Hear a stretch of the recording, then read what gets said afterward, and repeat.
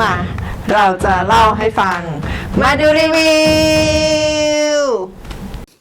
สวัสดีค่ะทุกคนคลิปนี้นะคะกุ๊กไก่จะมาสปอยนิยายตำนานรักเทพสวรรค์ภาค 2ของถงหัวหรือว่าซีรีส์คือห้วงคำนึงดวงใจนิรันดร์หนังสือเนี่ยนะนิยายเรื่องนี้ค่ะแปลไทยมีทั้งหมด6เล่มจบภาคแรกในซีรีส์นะคือจบไปที่3เล่มครึ่งเรื่องราวในภาค2ที่เหลือคือเล่ม4ถึง6จนจบตั้งแต่เล่นมาเรื่องนี้นับว่าคงโครงเรื่องในนิยายเอาไว้ค่อนข้างมากบทสนทนานี่แบบแทบจะเป็นคำพูดเดียวกับในนิยายเลยเพราะว่าซีรีส์ได้ถงหัวมาเขียนบทเช่นเดียวกันนะขนาดเพลงประจำตัวของหนุ่มๆในเรื่องก็ได้ข่าวว่าถงหัวเป็นคนแต่งคำร้องและก็ได้ข่าวด้วยว่าเรื่องนี้จะจบตามนิยายแต่ใดๆก็แล้วแต่เราต้องมารอดูกันนะว่าในซีรีส์จะจบตามนิยายหรือเปล่ากุ๊กไก่จะมาเล่าเรื่องเล่ม 4-6 ในนิยายให้ฟังว่ามันจะจบยังไงค่ะที่จริงในนิยายเนี่ยนะมันมีการเรียกชื่อคนและแคว้นบางชื่อแตกต่างกันกับในซีรีส์แต่ว่ากุ๊กไก่จะขอใช้ชื่อในซีรีส์เป็นหลักเพื่อให้คนที่ดูซีรีส์แต่ไม่ได้อ่านนิยายเข้าใจไปในทางเดียวกันนะคะเริ่มหลังจากชางเสวียนขึ้นครองบัลลังก์ชางเสวียนก็เรียกให้พวกเฟิงหลงมากินข้าวกันชางเสวียนดื่มเหล้าคารวะทุกคนที่ช่วยซัพพอร์ตตัวเองมาตลอดเรียกว่าก้าวที่อันตรายที่สุดได้ผ่านไปแล้วคือนางทุกคนก็ดื่มกันจนเมาจิ่งที่เมาก็ลุกไปดีดพิณเพลงที่นางเอกเคยร้องเฟิงหลงทนไม่ได้ไปทำลายพิณส่วนนางเอกก็เอาเหล้ากรอกปากจิ่งให้หลับไปซะงานเลี้ยงเลยต้องเลิกราเฟิงหลงกระชากจิ่งกลับแต่หันมาบอกนางเอกว่าไม่รู้ทำไมตัวเองที่เป็นคู่มั่นนางเอกกลับรู้สึกผิดเหมือนไปแย่งของรักของจิ่งมาถามว่านางเอกเสียใจหรือเปล่าที่มั่นกับตัวเองแต่นางก็บอกว่าไม่ที่ผ่านมานางเอกร่อนเร่พเนจรมาตลอดเหมือนอิสระแต่ที่จริงนางเกลียดวันเวลาเหล่านั้นแล้วก็อยากหยุดพักแต่ว่าที่มีใจก็ไร้พลังส่วนที่มีพลังก็ไร้ใจมีแต่เฟิงหลงที่เสนอที่พักพิงให้นางหยุดพักได้เฟิงหลงก็ดีใจบอกว่าถ้านางไม่เสียใจตัวเองก็ไม่คิดเสียใจเหมือนกันหลังจากเฟิงหลงจากไปนางเอกได้แต่ยืนน้ำตาซึมคิดถึงวันเวลาที่อยู่ที่ตำบลชิงสุยที่นางเป็นแค่เสี่ยวลิ่วมีสื่อชีอยู่ข้างๆอย่างเงียบๆวันเวลาเรียบง่ายเหล่านั้นถึงอยู่ห่างไกลแต่กลับชัดเจนในความทรงจำของนางทีนี้หลังจากสถานการณ์ใหญ่มันผ่านพ้นไปกษัตริย์เฮาหลิงก็ปล่อยอันเนียนกลับมาอันเนียนโกรธทุกคนที่ไม่ให้นางอยู่ร่วมเผชิญอันตรายแต่พอเจอหน้าชางเสวียนปุ๊บก็โกรธไม่ลงก็เลยเอาความโกรธไปลงที่นางเอกแทนค่ะอดีตกษัตริย์ซีเหยียนในที่สุดก็เลือกดอยที่ห่างไกลที่สุดเก็บตัวฝึกสมาธิบำเพ็ญตบะอ่านตำราแพทย์ฟื้นฟูร่างกายตามที่นางเอกแนะนำอันเนียนเองก็มาอยู่ที่นี่เรียกท่านปู่ทุกคำสุดท้ายชางเสวียนเองก็แวะมาเหมือนกันถ้ามีเวลาท่านตาที่เหมือนไม่สนใจอะไรวันหนึ่งกลับพูดกับนางเอกว่าเคยแอบเห็นหลานๆดูแลภรรยาตัวเองท่านตาสะท้อนใจว่าเลือกทางที่คิดว่าต้องเดียวดายไปตลอดชีวิตกลับยังมีโอกาสได้อยู่ใกล้ชิดหลานๆในบ้านปลายแล้วก็สอนนางเอกว่าบางครั้งการยอมถอยสักก้าวมันก็ไม่นับเป็นการแพ้ชางเสวียนจะรับสนมอีกแล้วคราวนี้เป็นตระกูลฟางเลยที่ตกอับเพราะอยู่คนละข้างกับอ่องห้าทั้งที่เดิมเคยติดตามท่านปู่ออกรบสร้างแคว้นมาด้วยกันนี่เป็นรากฐานในซีเหยียนที่ท่านปู่ทิ้งไว้ให้อันเนียนเศร้าแต่ก็เก็บอารมณ์ได้ชางเสวียนบอกนางเอกว่าอย่ายินดีกับตัวเองเหมือนเคยท่านปู่เอ็นดูอันเนียนหันมาบอกนางเอกว่าให้เอาอย่างอันเนียนทำตามใจตัวเองบ้างนางเอกก็บอกว่านางเกิดมาด้วยสายเลือดนี้ก็เจอพันธนาการแล้วหรือจะให้นางขอออกไปเที่ยวเล่นกับเซี่ยงหลิวทันตาถอนหายใจเพราะว่าเซี่ยงหลิวกับชางเสวียนเป็นศัตรูคู่อาฆาตต้องสู้กันตายไปข้างหนึ่งก็คือไม่อยากเห็นหลานมาเจ็บปวดทีหลังแต่วันหนึ่งก็แอบเรียกชางเสวียนมาคุยกัน2 ต่อ 2ให้ลองหาวิธีให้เซี่ยงหลิวสวามิภักดิ์ดูชางเสวียนไม่รู้ว่าทำไมท่านปู่ถึงขอแบบนี้แต่ก็บอกว่าจะพยายามเพียงแต่ที่ผ่านมาก็เคยลองมาแล้วหลายครั้งแต่เซี่ยงหลิวปฏิเสธอย่างไม่ใยดีทุกครั้งท่านปู่คือรักหลานเนาะ พอใกล้ถึงวันแต่งงานอาเนียนทนไม่ไหวลากนางเอกไปหาซินเย่พอผู้หญิง2 คนมีศัตรูคนเดียวกันก็เลยรักกันขึ้นมาซะงั้นอันเนียนกับซินเย่เอาความโกรธไปลงที่การช้อปปิ้งซื้อแหลกระหว่างเข้าร้านนั้นออกร้านนี้นางเอกก็ถูกคนชนจนของหล่นกระเด็นพอก้มลงเก็บกลับเป็นจิ่งที่มาช่วยพริบตานั้นนางเอกก็วิ่งหนีไปเพราะว่าจู่ๆความตั้งใจหลายปีที่คิดว่าเสียผู้ชายไปคนหนึ่งไม่นับเป็นอะไรมันก็พังทลายลงตอนนี้โหยสงสาร นางเอกวิ่งหนีลงไปในบ่อนหลีหลงผู้จิ้งจอกน้อยก้าวหางของจิ่งก็แอบตามมาคอยปกป้องนางเอกค่ะเอาความเศร้าไปลงที่โต๊ะพนันมีจิ่งยืนแอบดูอยู่ในห้องข้างๆกับหลีหลงช่างเจ้าของบ่อนฝั่งเฟิงเปยเห็นเขาก็เดินมาดูรอว่าใครทำให้หงุดหงิดมาหรอนางเอกก็ยิ่งโมโหพอรู้ว่าฝั่งเฟิงเปยรู้ข่าวเรื่องที่นางมั่นกับเฟิงหลงแล้วเลยบอกว่านางมี2เรื่อง 1. หลังแต่งงานจะเลิกปรุงยาพิษส่งไปให้และ2คือนางจะแก้หนอนคุณใสเพราะนางเพิ่งรู้จากแม่หมอยาเผ่าจิวหลีคนหนึ่งว่ามันคือหนอนคู่รักแต่ส่วนที่นางเคยรับปากไว้ก็ยังเหมือนเดิมฝั่งเฟิงเปยมองนางเอกสายตาเย็นชาแต่ก็ตอบรับว่าได้เอาไว้มีเวลาว่างจะไปแก้หนอนคู่รักเป็นเพื่อนคืนนั้นฝั่งเฟิงเปยยังบังคับนางเอกให้ไปกินข้าวเย็นด้วยกันซึ่งก็คือบ้านของท่านลุงแขนด้วนที่เซียงหลิวมักแอบมาหาหลีหลงช่างพาจิ่งมาที่นี่เช่นกันพอเจอหน้าจิ่งก็ได้แต่อึ้งหลีหลงช่างรู้จักกับฝั่งเฟิงเป้ยเป็นอย่างดีทั้ง4ก็เลยนั่งลงกินข้าวหลีหลงช่างแป๊บเดียวก็ทนไม่ไหวหันมาขายจิ่งให้นางเอกบอกว่าพี่น้องตัวเองคนนี้คือดีมากนะถึงจะเคยทำผิดแต่ก็ดีกว่าฝั่งเฟิงเป้ยที่ใช้ชีวิตแบบไร้อนาคตนางเอกโมโหบอกว่านางมั่นกับเฟิงหลงแล้วท่านลุงแขนเดียวเลยเพิ่งรู้ว่านางเอกเป็นองค์หญิงใหญ่เฮาหลิงลูกกษัตริย์เฮาหลิงก็ดื่มเหล้าร้องเพลงเก่าแก่ขึ้นมาอ้าวท่านลุงรู้ชาติกำเนิดนางเอกแน่นอนนะพอนางเอกกับฝั่งเฟิงเป้ยกลับหลีหลงฉางก็ทนไม่ได้วิ่งตามมาบอกนางเอกว่าลูกของจิงเกิดจากหลุมพรางของทัญญากับอีอิงหลายปีมานี้จิงอยู่เพียงลำพังไม่ให้อีอิงเข้าใกล้เอาชีวิตตัวเองมาสาบานว่าจิงรักนางลึกซึ้งมีตาและใจให้นางคนเดียวเท่านั้นแต่นางเอกไม่ตอบเดินหนีไปหันไปถามฝั่งเฟิงเป้ยว่าจริงหรอที่ช่วยชีวิตจะลืมใครไม่ได้ผู้ชายดีๆมีถมไปฝั่งเฟิงเป้ยบอกว่าผู้ชายดีมีมากมายแต่ที่สามารถวางนางไว้ในใจอย่างแท้จริงกลับหาไม่ง่ายนางเอกเลยถามว่านี่คือหมายความว่านางไม่ควรแต่งกับเฟิงหลงหรอแต่ฝั่งเฟิงเป้ยตอบแค่ว่าก็แค่พูดไปตามที่นางถามเรา2คนต่างก็เป็นแขกที่ผ่านทางมาบนโลกใบนี้ได้พบกันเป็นเพื่อนหาความสำราญด้วยกันเท่านั้น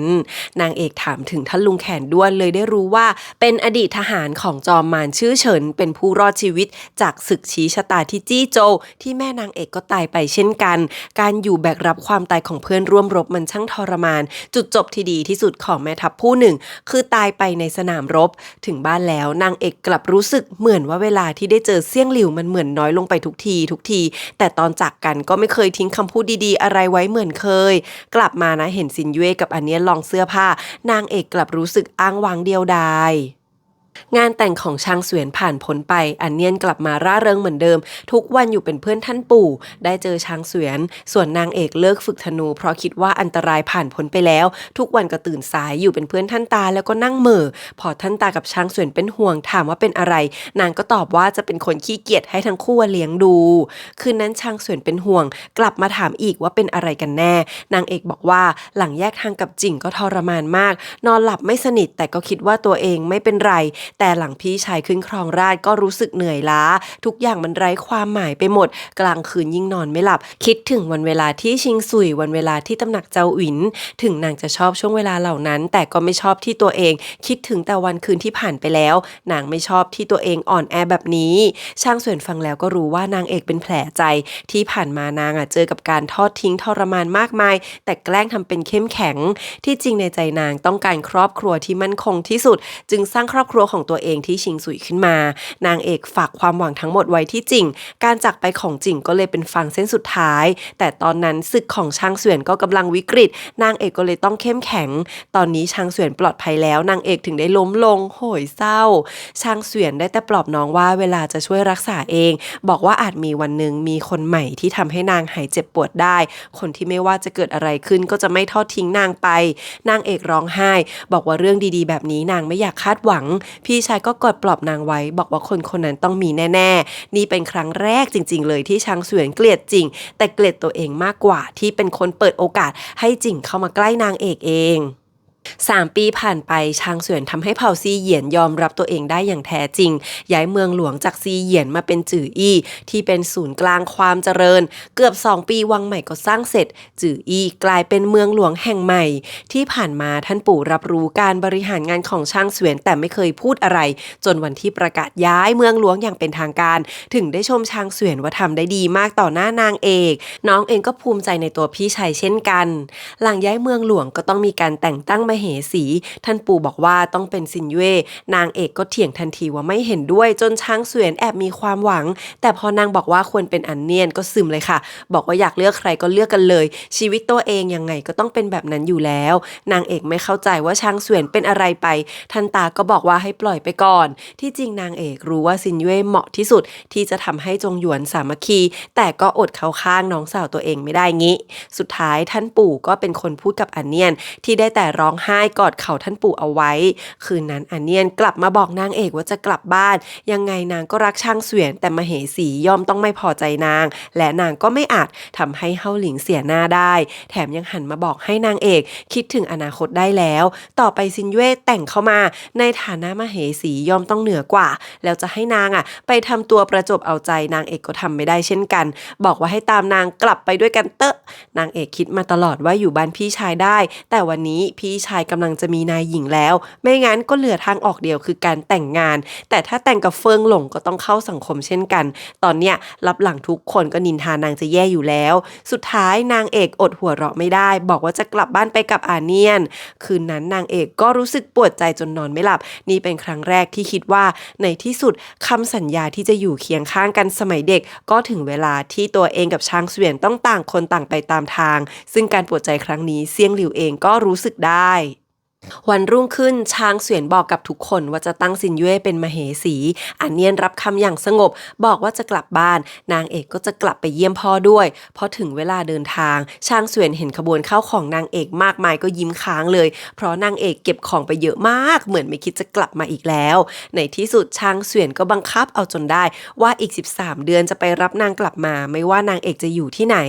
เดือนครึ่งผ่านไปงานแต่งของช้างเสวียนกับซินเย่ก็จัดอย่างยิ่งใหญ่3 วัน 3 คืนทั่วลานนี่คือรับรู้จ้าว่าซีเหยียนกับจงหยวนเกี่ยวดองกันแล้ววันแต่งงานซินเย่ใส่ชุดแดงแต่ช้างเสวียนกลับใส่ชุดดำปักดิ้นทองก็ไม่มีใครรู้ว่าทำไมแต่ว่าก็ดูสง่างามหล่อมากน่าเกรงขามจนชายหนุ่มหลายคนเรียนแบบช้างเสวียนจนได้ชื่อว่าเหยตีที่แปลว่าจักรพรรดิดำเพราะว่าเฟิงหลงตั้งให้ขำๆแต่กลายเป็นชื่ออย่างเป็นทางการซะงั้นหลังแต่งงานช้างเสวียนยังออกองค์การสนับสนุนให้คนจากซีเหยียนและจงหยวนแต่งงานข้ามเผ่ากันได้หลังจากนี้อีก100,000 ปีผ่านไปก็จะไม่มีการแบ่งแยกแต่ผสมผสานกลมกลืนเป็นอันหนึ่งอันเดียวกันจ้านางเอกอยู่ที่เฮาหลิงก็มักจะมานั่งเหม่อริมน้ำท่านพ่อเดินมาดูด้วยความเป็นห่วงนางเอกก็ถอนหายใจบอกว่าคิดถึงท่านแม่ถ้าแม่ไม่จากไปในสงครามตัวเองจะมีความสุขกว่านี้หรือเปล่าท่านพ่อบอกว่านางโดนมารครอบงำแล้วต้องเดินออกมาให้ได้ถ้าชอบจิ้งจอกน้อยตัวนั้นมากก็จะไปชิงตัวมาให้นี่พ่อคือน่ารักสุดๆสุดท้ายท่านพ่อก็ให้เฟิงหลงมาหาแต่เฟิงหลงก็มาอยู่แค่วันเดียวเพราะว่าคนรักที่แท้จริงของเฟิงหลงก็คือปณิธานอันยิ่งใหญ่ไม่ต่างกับช้างเสวียนจ้านางเอกอยากจากไปแต่ท่านพ่อไม่ยอมสุดท้ายเลยถอยกันคนละก้าวให้นางไปอยู่ที่เกาะอิงโจอันเงียบสงบเปิดร้านหมอฆ่าเวลาวันเวลาผ่านไปช้าๆเวลา13 เดือนที่เรียบง่ายก็ผ่านไปจู่ๆช้างเสวียนก็มาหานางเอกตกใจมากที่กษัตริย์อย่างช้างเสวียนออกมานอกแว่นแคว้นลับๆแต่นางก็ดื้อแพงไม่กลับค่ะช้างเสวียนก็หน้าด้านพอกันนางไม่กลับตัวเองก็ไม่ไป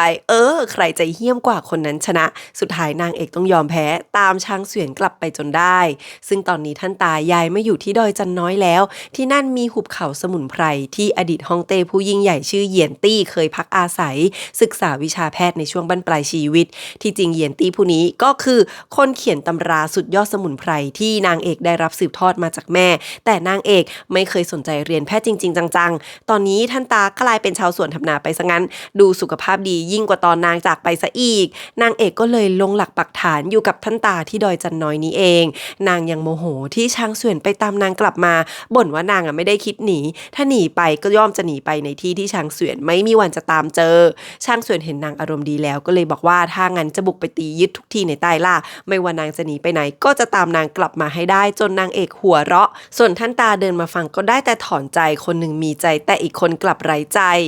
หลังนางเอกออกไปจัดของช้างเสวียนก็สร้างเขตอาคมคุยกับท่านปู่บอกว่าสืบชาติกำเนิดนางเอกมาท่านปู่ยอมรับว่ามั่นใจว่านางเอกเป็นลูกจอมมารชื่อเฉินเพราะได้ดวงตาเหมือนพ่อมาไม่มีผิดกษัตริย์เฮาหลิงเองก็น่าจะรู้แต่กลับรักนางเหมือนลูกจริงๆช้างเสวียนฟังแล้วก็ดีใจที่ตัวเองไม่ใช่ญาติแท้ๆกับนางเอกบอกว่าถึงนางเอกหรือคนอื่นรู้ก็ไม่เป็นไรต่อให้มีคนคับแค้นโกรธเกลียดนางเพราะพ่อแค่ไหนแต่ว่าช้างเสวียนมีกำลังจะปกป้องนางแล้วคืนนั้นนางเอกบอกว่าพี่ชายไม่จำเป็นต้องมีนางแต่ช้างเสวียนก็บอกว่าที่ผ่านมาพึ่งพิงน้องนับจากนี้ไปจะขอเป็นคนปกป้องน้องบ้างนางเอกขำแล้วบอกว่าถ้าต่อไปนางทำให้พี่ชายขายหน้าก็อย่ามาโทษนางก็แล้วกัน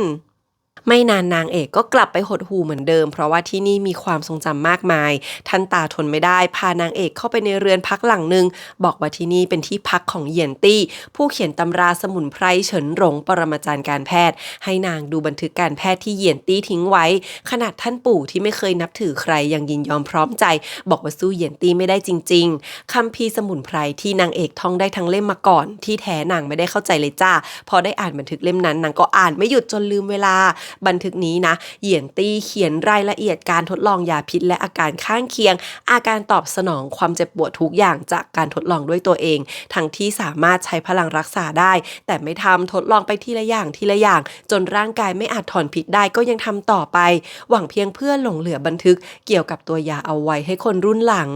การทำเหล่านี้เนี่ยนะต้องอาศัยความเมตตากล้าหาญเสียสละยิ่งใหญ่ขนาดไหนกันเนี่ยสมุนไพรในบันทึกเหล่านี้คือไม่อยู่ในคัมภีร์สมุนไพรเฉินหลงเพราะยังไม่ได้รับการตรวจสอบทดลองซ้ำจนชัดเจนนี่แสดงว่ากว่าจะได้มาต้องผ่านการเจ็บปวดมากมายในที่สุดนางเอกก็ตื่นเต้นขึ้นแล้วจริงๆบอกทันตาว่านางอยากเรียบเรียงบันทึกนี้ขึ้นใหม่นางเอกตัดสินใจเรียนวิชาแพทย์ใหม่ตั้งแต่ต้นจากพื้นฐานเลิกขี้เกียจตื่นเช้าไปเรียนปกปิดฐานะทันตาก็ฝึกปรับสมดุลร่างกายและช้างเสวียนก็จะมาที่ดอยจันน้อยเพื่อกินข้าวเป็นเพื่อนทั้งคู่ทุกวันเช่นกันทุกอย่างกลับไปเหมือนเดิมแล้วเพียงแต่นางเอกไม่อาจจะไปที่ดอยหลักจือจินได้แต่นางเอกก็ไม่คิดอะไรเพราะตอนนี้พี่ชายก็ไม่จำเป็นต้องมีนางแล้ว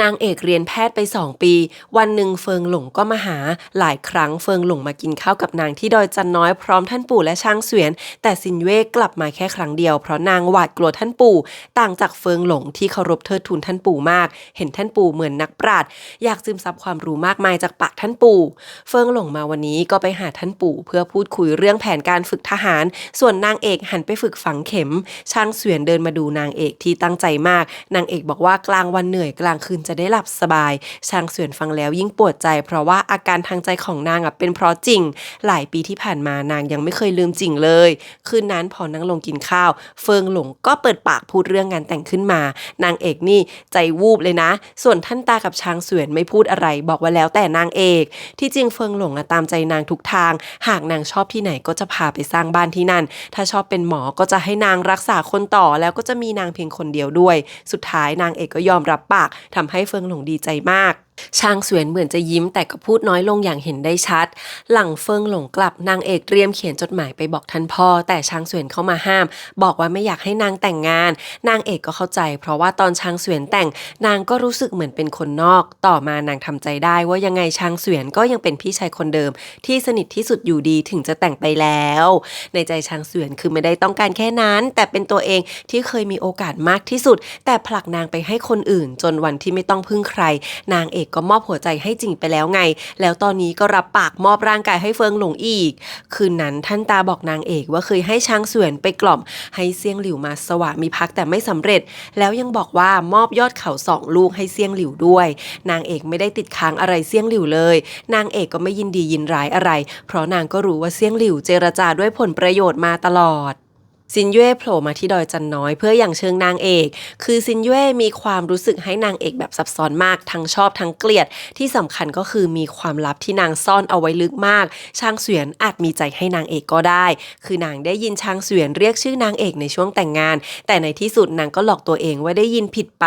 จนกระทั่งนางเอกกลับมาที่ดอยจันน้อยความหวาดกลัวเนี่ยมันก็คืบคลานกลับมาที่ผ่านมานางคิดว่าตัวเองเป็นที่หนึ่งถึงไม่ได้เวลาทั้งหมดของชางเสวียนก็ไม่เป็นไรแต่ว่านางแอบจับสังเกตจนรู้สึกว่าสิ่งที่นางกลัวอาจเป็นเรื่องจริงจนได้รู้ความลับจากเฟิงหลงว่ากำลังจะแต่งกับนางเอกเพราะดูเหมือนว่าชางเสวียนกำลังวางแผนจะตีเฮาหลิงตอนนี้ซินเย่ถึงได้โล่งใจคิดว่าตัวเองเหนือกว่านางเอกกลับไม่รู้เรื่องอะไรด้วยเลยจนท่านปู่กลับมาซินเย่ก็รีบร้อนจากไปเลิกแต่งงานของทั้งคู่คืออีก2เดือนเสด็จพ่อนี่เตรียมทุกอย่างเรียบร้อยขอแค่นางเอกกลับไปรอแต่งงานอยู่ที่เขาเบญจเทวะก่อนประกาศแต่งงานออกไปจากที่นั่นที่จริงพ่อเป็นห่วงลูกสาวอยากถามให้มั่นใจว่าเฟิงหลงเป็นผู้ชายที่ลูกตั้งใจจะฝากชีวิตไว้จริงไหมนางเอกทุ่มเทจิตใจทำยาพิษออกมาด้วยยาพิษหายากมากมายออกมาเป็นผลึกน้ำแข็งทรงกลมภายในเนี่ยนะมีน้ำทะเลสีครามมีปลา5สีปะการังสีแดงและเปลือกหอยสีขาวอันใหญ่แล้วก็มีมนุษย์เงือกผู้หญิงนั่งอยู่ในเปลือกหอยส่งมือให้มนุษย์เงือกผู้ชายที่ลอยตัวอยู่กลางคลื่นเหมือนจะอยู่ใกล้ๆแต่มนุษย์เงือกกลับมองไกลออกไปสู่ทะเลข้างนอกด้วยสายตาเย็นชานางเอกส่งยาพิษนี้ไปที่ชิงซุยพร้อมสารที่บอกว่าอีก2เดือนนางจะแต่งงานนี่คือยาพิษครั้งสุดท้ายที่ปรุงให้โปรดยิ้มรับไว้ด้วยหลังส่งยาพิษออกไปนางก็ไปชิงชิวซึ่งนางก็ไม่รู้ตัวนะว่ามาทำไมพอได้เจอจิ่งโดยบังเอิญนางก็ยิ้มยื่นเหล้าบวยกับคอเป็ดและขาไก่ที่ห่อใบบัวให้บอกว่าอีก2เดือนจะแต่งงานแล้วขอเชิญท่านหัวหน้าตระกูลกับฮูหยินมาร่วมงานด้วยจิ่งยื่นมือไปรับแต่ก็ทำของร่วงกระจายนางเอกก็เดินจากไป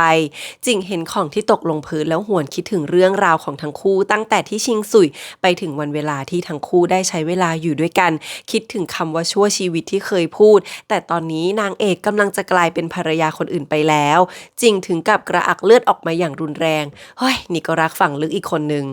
ก่อนที่นางเอกจะกลับบ้านชางเสวียนกับนางเอกขุดเอาเหล้ามาดื่มชางเสวียนเมาหนักมากดึงแขนนางเอกบอกว่าไม่ให้นางจากไปให้นางมาเป็นมเหสีของตัวเองเถอะตัวเองไม่ต้องการใครทั้งนั้นท่านปู่ถึงก็ออกมาฟาดชางเสวียนสลบแล้วสั่งให้องครักษ์ลับลากชางเสวียนกลับไปเซียวเซียวโผล่มารับคำสั่งท่านปู่ที่เกรี้ยวกราดบอกว่าถ้าคืนนี้ชางเสวียนละเมอแบบนี้ออกมาให้ฆ่าทุกคนที่ได้ยินให้หมดโอ้โห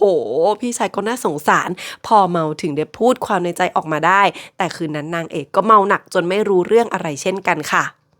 นางเอกกลับมาที่เขาเบญจเทวะท่านพ่อก็ถามนางว่าต้องการแต่งงานจริงหรอตอนนี้ชางเสวียนมั่นคงไม่มีความจำเป็นที่นางต้องแต่งกับเฟิงหลงเพื่ออำนาจแต่นางเอกกลับคิดว่านางสมควรทำตามคำสัญญาที่ให้เฟิงหลงไว้ท่านพ่อให้เวลานางคิด7วันระหว่างนั้นนางก็ไปนั่งคิดอยู่คนเดียวโดดเดี่ยวจนอันเนียนยังทนไม่ไหวครบ7วันนางเอกก็ยืนยันว่านางจะแต่งงานในที่สุดท่านพ่อก็เลยประกาศวันแต่งงานออกไปซึ่งงานแต่งงานครั้งนี้คือยิ่งใหญ่มากขบวนสินสอดแบบยาวอลังการทางใต้ล่าต่างพากันร่วมเฉลิมฉลองอวยพรข่าวมาถึงตำบลชิงสุยในมือของเซี่ยงหลิวถือลูกแก้วที่นางเอกส่งมาให้แล้วก็ยื่นนิ้วไปหานางเงือกทั้งที่เหมือนจะแตะกันได้แต่กลับขั้นกันไว้คนละโลกจนไม่อาจจับมือกันได้ตลอดกาลถึงวันแต่งงานเฟิงหลงในชุดแดงพอเห็นนางเอกก็อดใจเต้นไม่ได้ทุกคนนะมาส่งของขวัญร่วมยินดีมากมายขนาดจิ๋งก็ยังส่งของขวัญล้ำค่าและมาร่วมงานด้วยท่าทางป่วยมากนางเอกเห็นแล้วใจกระตุกแต่ก็ดึงสติกลับมาอย่างขมขื่นว่าเรื่องของจริงไม่เกี่ยวกับนางแล้วเฟิงหลงกระซิบบอกว่า2เดือนก่อนจิงมาพบตัวเองทั้งที่ป่วยขอให้ยกเลิกงานแต่งเพราะเห็นว่านางเอกไม่มีความสุขไม่เต็มใจแต่งงานเฟิงหลงก็กลัวนางไม่มีความสุขเช่นกันแต่นางเอกดูปกติดีก็เลยวางใจลงได้ระหว่างคำนับฟ้าดินคำนับญาติผู้ใหญ่ฝางเฟิงเปยก็โผล่มาจ้าบอกว่าอย่าแต่งงานกับเฟิงหลงโอ้ทุกคนช็อกเฟิงหลงโกรธมากฝั่งเฟิงเปยเอ่ยถึงคำสาบานที่เสี่ยวลิ่วเคยให้ไว้กับเซี่ยงหลิวริมน้ำที่ว่าจะทำเรื่องหนึ่งให้นางเคยสาบานว่าหากผิดคำพูดจะให้ทุกอย่างที่นางรักต้องเป็นทุกข์และต้องการให้นางทำตามสัญญาตอนนี้ขู่ว่านี่เป็นเรื่องที่นางติดขังตัวเองไว้โอ้โหเอาคำสัญญามาใช้แบบนี้เหรอคะพ่อนางเอกรู้ดีว่าถ้าจากไปจะเกิดผลกระทบอะไรบ้างแต่กลับยืนขึ้นอย่างโงนเงินแล้วก็ตามฝั่งเฟิงเป้ยไปบอกเฟิงหลงแค่ว่าขอโทษที่วันนี้แต่งงานด้วยไม่ได้แล้วโอ้ยพี่เกาหัวขี่มาขาวมาซะงั้นส่วนเฟิงหลงนะได้แต่กล้ำกลืนความอัปยศทั้งหมด เซียงหลิวพานางเอกมาถึงตำบลชิงสุยนางเอกสังกะตายถามว่ารู้อยู่แล้วว่านางจะแต่งงานตั้งแต่2 เดือนก่อนแล้วจะมาห้ามทำไมวันนี้ฮะเซียงหลิวตอบแค่ว่านางมีหน้าที่ชดใช้สิ่งที่ตัวเองเคยสัญญาไว้ก็ต้องทำตามเท่านั้นแหละวันรุ่งขึ้นนางเอกได้รับรู้ว่าตัวตนฝั่งเฟิงเปยตายไปแล้วนับจากนี้จะไม่มีวันโผล่มาในต้าฮวางอีกตลอดกาลเซียงหลิวถามอ้อมๆให้นางออกไปเดินเล่นแต่นางก็ไม่อยากไปเพราะผ่านไป70 ปีแล้วทุกอย่างย่อมเปลี่ยนไปหมดแล้วสุดท้ายนางเอกก็ใช้ชีวิตสังกะตายอยู่แต่ในบ้านเดือนกว่าๆตอนกลางคืนก็นอนไม่หลับตอนกลางวันเหมือนฝันอยู่นางไม่แค้นไม่ต่อต้านแต่ก็ไม่คุยด้วยทำเหมือนเซียงหลิวไร้ตัวตนคืนหนึ่งเซียงหลิวให้เหล้านางเอกดื่มจนเมาแล้วใช้อาคมถามว่านางเต็มใจแต่งกับเฟิงหลงไหมนางเอกตอบอย่างเลื่อนลอยว่าไม่พอเปลี่ยนเป็นจริงนางเอกก็ใส่ตาเปลี่ยนแปลงพยายามดิ้นรนขัดขืนไม่ตอบพอเปลี่ยนเป็นสื่อชีนางเอกพึมพำว่าเต็มใจสุดท้ายเซียงหลิวลังเลอยู่นานก่อนถามว่าชั่วชีวิตนี้อยากอยู่กับใครนางเอกต่อต้านจนปวดหัวหนักมากเซียงหลิวก็เลยเลิกบังคับสำรวจภายในจิตใจนางแล้วก็ลบความทรงจำนี้ไปวันรุ่งขึ้นนางเอกตื่นมาปวดหัวได้ยินเสียงเด็ก 7-8 คนเล่นกันเลยเดินออกไปดูข้างกำแพงไม่ไกลมีหญิงชราผมขาวโพลนนั่งอยู่ที่แท้ที่นี่คือหอหุยชุนถังหญิงชราคือซังเถียนเมียชวนจื่อทุกคนจากไปหมดแล้วซังเถียนคลอดลูกชายลูกสาวให้ชวนจื่อมีหลานเหลนเป็นโหลเหล่ามู่ก็จากไปพร้อมรอยยิ้มมีชวนจื่อมู่จื่อปรนนิบัติเหมือนพ่อจนตายในที่สุดนางเอกก็วางใจลงได้สุดท้ายเส้นทางที่ซังเถียนเลือกก็เป็นเส้นทางที่ดีนางเอกถามว่าทำยังไงถึงจะรู้ว่าการตัดสินใจนั้นจะไม่เจ็บปวดตลอดชีวิตซังเถียนตอบว่าคงไม่มีวันรู้แต่ชีวิตคนมันก็เหมือนเส้นทางแต่ละคนอาจเจอเส้นทางขรุขระไม่ราบเรียบแต่การมีอีกคนร่วมทางคือเพิ่มมือเพิ่มตามาช่วยกันดูช่วยกันเดินตีกันบังทะเลาะกันบังช่วงชีวิตหนึ่งมันก็ผ่านไปแล้วซังเถียนสอนว่าอยากได้สิ่งใดก็ต้องเชื่อว่าสิ่งนั้นมีจริงถ้ายังไม่เชื่อจะทุ่มเทใจยังไงถ้าไม่หว่านเมล็ดพันธุ์ขยันบ่มเพาะจะเก็บเกี่ยวอะไรได้นางเอกลุกขึ้นลูบหัวซังเถียนเบาๆบอกว่าทำได้ดีมากชวนจื่อคงดีใจที่แต่งเมียได้ดีนางกับเหล่ามู่ก็ยินดียิ่งก่อนจากไปซังเถียนตกใจลุกมาก้มหัวคารวะให้ในทิศที่นางเอกจากมาอย่างน้อยครอบครัวนางเอกในชีวิตของเสี่ยวลิ่วก็ไปดีทุกคนแล้ววันนี้เซียงหลิวก็บอกนางว่าที่ขัดขวางงานแต่งครึ่งหนึ่งเพราะอยากให้ช้างเสวียนแตกคอกับ4 ตระกูลใหญ่อีกครึ่งเป็นเพราะจิ่งมาจ้างให้ตัวเองพังงานแลกกับเสบียงอาหาร37 ปีไม่ติดค้างอีกแล้วนางเอกจะจากไปเมื่อไหร่ก็ได้แต่ก็ขู่ว่าอย่าคิดเปิดโปงไม่งั้นจะใช้หนอนคุณใส่ทำให้นางเจ็บปวดจนตายไม่พูดเปล่ายังทำให้ดูอีกด้วยจะทำดีกับเขาหน่อยก็ไม่ได้นะพี่คะ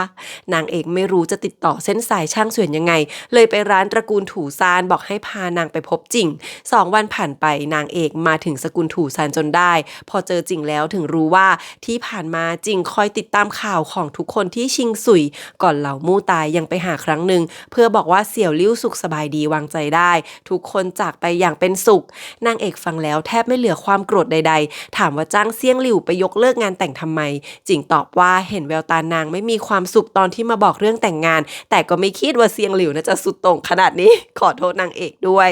นางเอกตอบรับหน้านิ่งว่าในเมื่อทุกคนแลกเปลี่ยนอย่างยุติธรรมก็ไม่มีอะไรจะต้องโทษแต่หวังว่าจิ่งจะไม่สอดมือไม่ยุ่งเกี่ยวกับเรื่องของนางอีกนางจะมีความสุขหรือไม่ก็ไม่เกี่ยวพอนางเอกจะจากไปจิ่งก็ล้มป่วยจนนางเอกตัดใจไม่ได้อยู่ต่ออีกคืนนึง